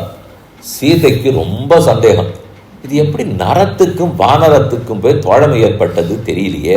அது கூட சரி, ராமன் யார வேணா கைப்பிடிப்பார் இருந்தாலும் நாம இல்லாம எப்படி இது நடந்தது? நான் அனுகிரகித்து நான் புருஷகாரம் பண்ணாத்தானே இது நடக்கணும்னு அவளுக்கு உள்ளூர குறுகுறுப்பு. வானரானாம் நராணாஞ்ச கதமாசீத் சமாகமாக. ஹனுமன், நீர் சொன்னதெல்லாம் நான் நம்புறேன். ஆனா வானரத்துக்கு நரத்துக்கும் எப்படி சமாகமம் ஏற்பட்டது? காரணம் சொல்லும்னா அவர் ரொம்ப சூட்சமா புரிஞ்சுட்டார். இவளுக்கு என்ன சந்தேகம்னு. என்ன பெரிய சந்தேகம்? ராமனா இருந்தா யாரையுமே தான் ஒத்துப்பார். அவர் சுஷீலன், குகனை ஏத்துக்கலையா, விபீஷணனை ஏத்துக்க போறது இல்லையா? அதை போல எல்லாம் அவர் பதிலே சொல்லல. அதெல்லாம் சீதைக்கு சந்தேகமே இல்லை. ராமன் யாரோடையும் கைகோப்பார்னு அவருக்கு தெரியும். தான் தன்னுடைய பெருமை மட்டும் பார்த்து நடக்கிறவன் இல்லை. ஏழை ஏதலன் கீழ்மான் என்னாது மற்றவர் கிண்ணொருள் சுரந்து மாடமான் மடநோக்கி உன் தோழி உம்பி எம்பி என்று ஒழிந்திலேன்னு ஆழ்வார் பாசுரம்படி நிச்சயம் நடக்கும் தெரியும். ஆனா இவளுக்கு சந்தேகம், நான் கூட இல்லாம ராமன் எப்படி ஒருத்தரை ஏற்றுக்கொண்டார்? நான் சிபாரிசு பண்ணா தானே ஏத்துக்கணும்னா.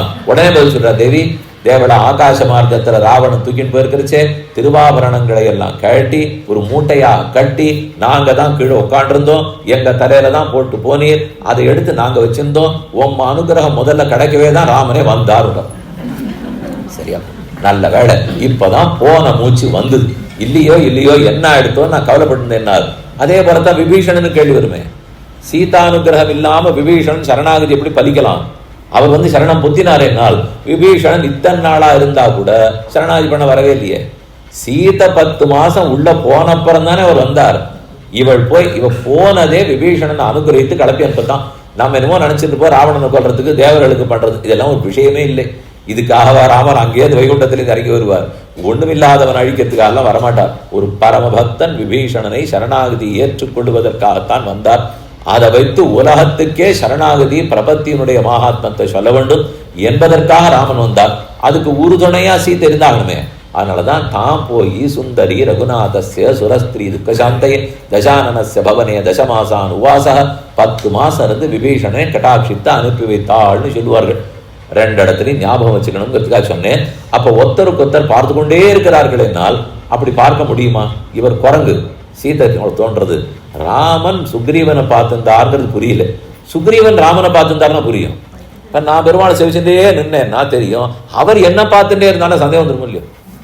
அது ஏன் சுவாமி இவன் ஒண்ணு அப்படியெல்லாம் நன்னாவே இல்லையே, அவர் எதுக்காக இவரை பார்த்துட்டே இருக்கணும்னால் இதுக்கு நேர இன்னொரு பாசுரம். அந்த பாட்டு சொன்னா இதுக்கு அர்த்தம் புரிஞ்சு போடும். இருத்தும் வியந்து என்னை தன் பொன்னடி கீழன்னு அருத்தித்தனத்தோர் பல நாள் அழைத்தேற்கு பொருத்தமுடை வாமனந்தான் பூந்து எந்தன் கருத்தையுற வீத்திருந்தான் கண்டுகொண்டே. இது நம்மாழ்வாருடைய பாசுரம். இருந்தான் கண்டுகொண்டு என தேட நெஞ்சாடும். ஆழ்வாருக்கு ரொம்ப வருத்தம், பெருமான் தன்னை விட்டுட்டார்னு வருத்தம். ஒரு 10 பாட்டு வருத்தப்பட்டார். 2வது கட்டுப்பாட்டு வருத்தப்பட்டார். ஒரு குழந்தைக்கு 3 தரம் ஜுரம் வந்து தப்பிச்சிருக்குன்னு வச்சுக்கோ. அந்த அம்மா அதை தொட்டுல போட்டு வெச்ச கண் வாங்காம பார்த்துட்டே இருக்கும். இனிமே தானம் வந்துருமோ, இதுமே தானம் வந்துருமோன்னு பயம். ஆழ்வார் அதே போல 3 தடவை தப்பி பழிச்சுட்டார். நான் இனிமே வாழ போறதுலே முடிச்சுக்க போறேன்னு பாடினார். பெருமாள் ஒவ்வொரு தடவை ரட்சிச்சுட்டார். 3 தடவை ஏதோ தெய்வாதீனமா சங்கல்பத்தால தப்பிச்சுட்டார்னு பெருமாள் நினைச்சுக்கிறது இவர் தெய்வாதீனமா. இவர் தான் தெய்வாதீனம், இவர் தான் அவருக்கு துன்பமே கொடுத்தவர், இவர் தான் அவர் ரட்சிச்சிருக்கார். நல்ல வேளை ஆழ்வாருங்கிற குழந்தை தப்பிச்சிருக்கார். என்னை தன் திருவடிக்கு கீழே வச்சிருந்து அந்யோன்யம் அபிவீட்சந்தம், இவர் அவரை பார்த்துட்டே இருக்கார். இருந்தான் கண்டுகொண்டே நம்மாழ்வாரும் பெருமாளை பார்த்துட்டே இருக்காராம், பெருமாளும் நம்மாழ்வாரை பார்த்துட்டே இருக்காராம். அந்த இடத்துல ஒருத்தர் கேள்வி கேட்டார், நம்பிள்ளையினுடைய ஈடு காலக்ஷேபம். அங்க கேட்கப்பட்ட கேள்வி, அது என்ன அவர் பரமாத்மாவா இருக்கார், இவர் ஒண்ணுமில்லாத ஒரு ஜீவாத்மா, 2 பேரும் அப்படி ஒருத்தர் பார்த்துட்டே இருப்பாளா, அப்படி போய் திருப்தியா இருக்குமான்னு கேட்டதுக்கு அங்க என்ன பதில் தெரியுமோ? உங்க ராமன் ஒரு குரங்க விடாம பார்த்துட்டு இருக்கலாம், இந்த சீமன் நாராயணன் எங்க ஆழ்வாரை பார்க்கறது கசக்கிறது தானே, அவரே அவரை பார்த்துட்டு இருக்கார். அப்புறம் ஆழ்வார பெருமாள் சேவிச்சுட்டு இருக்க மாட்டாரா? அப்ப ஒருத்தருக்கொத்தர் கண்டுகொண்டே இருந்தாருங்கிறது ஆத்மாவும் பக்தனும் பரமாத்மாவை பார்த்து கொண்டே தரிசித்து கொண்டே இருக்க வேண்டும். அது பக்தியினாலே. அதே பரமாத்மா இவனை கடாட்சித்து கொண்டே இருக்கிறான், அது அனுகிரகத்தாலே. இந்த பக்தியும் அந்த அனுகிரகமும் எங்கு கூடும்னு பார்த்தால் கண்டே நிராமனை என்கிற இடத்துலதான் 2ம் கூடுகிறது. அப்படிப்பட்ட ஒரு ராமபிரான் சீதை அவ 2 பேருடைய அருளும் பார்வையும் தரிசனமும் எல்லா க்ஷேத்திரங்களையும் நமக்கு கிடைக்கட்டும் என்று பிரார்த்தித்து கொண்டு, மங்களம் கோசலேந்திராய மகனீய குணாப்தயே சக்கரவர்த்தி தனூஜாய சார்வபௌமாய மங்களம் ராமாய ராமபத்ராய ராமச்சந்திராய வேதசே ரகுநாதாய நாதாய சீதாயா பதயே நமः ஸ்ரீயக்காந்தார கல்யாண நிஜயத்தினாம் ஸ்ரீவேங்கட நிவாசாய ஸ்ரீனிவாசாய மங்களம் என்று சொல்லி அமைகிறேன். இங்கே அடியனை வரவழைச்சு வீட்லையும் உங்கள் எல்லாரையும் கூப்பிட்டு கிரகத்தில் இருக்கிற பெருமாளும் ஆனந்தப்படட்டும், வந்திருக்கிறவர்கள் ஆனந்தப்படணுங்கிறதுக்காக ஏற்பாடு செய்திருக்கிற இந்த தம்பதியர் இருவரும், அவர்களும் சரி, அவருடைய புத்திர பௌத்திராதிகள் ஆறாறு என்னென்னவோ எல்லாரும் சரி, அவருடைய தாயார் தகப்பனார் எல்லாரும் சந்தோஷப்பட்டிருப்பார்கள். அப்படி எல்லாருக்கும் இந்த குடும்ப க்ஷேம லாபத்துக்கு பெருமானிடத்திலும் ஆழ்வார்கள் ஆச்சாரியர்களிடத்திலும் பிரார்த்திச்சுக்கிறேன். நல்ல கோட்பாட்டு உலகங்கள் 3 தான் நிறைந்த அல்லி கமலக்கண்டனை அந்தன் குருகு சடகோபன் சொல்லப்பட்ட வாயிரத்துளிவையும் பத்தும் வல்லார்கள் நல்ல பதத்தால் மனை வாழ்வர் கொண்ட வெண்டிர் மக்களே என்று சொல்லி விடைபெறுகிறேன். க்ஷமிக்க பிரார்த்திக்கிறேன்.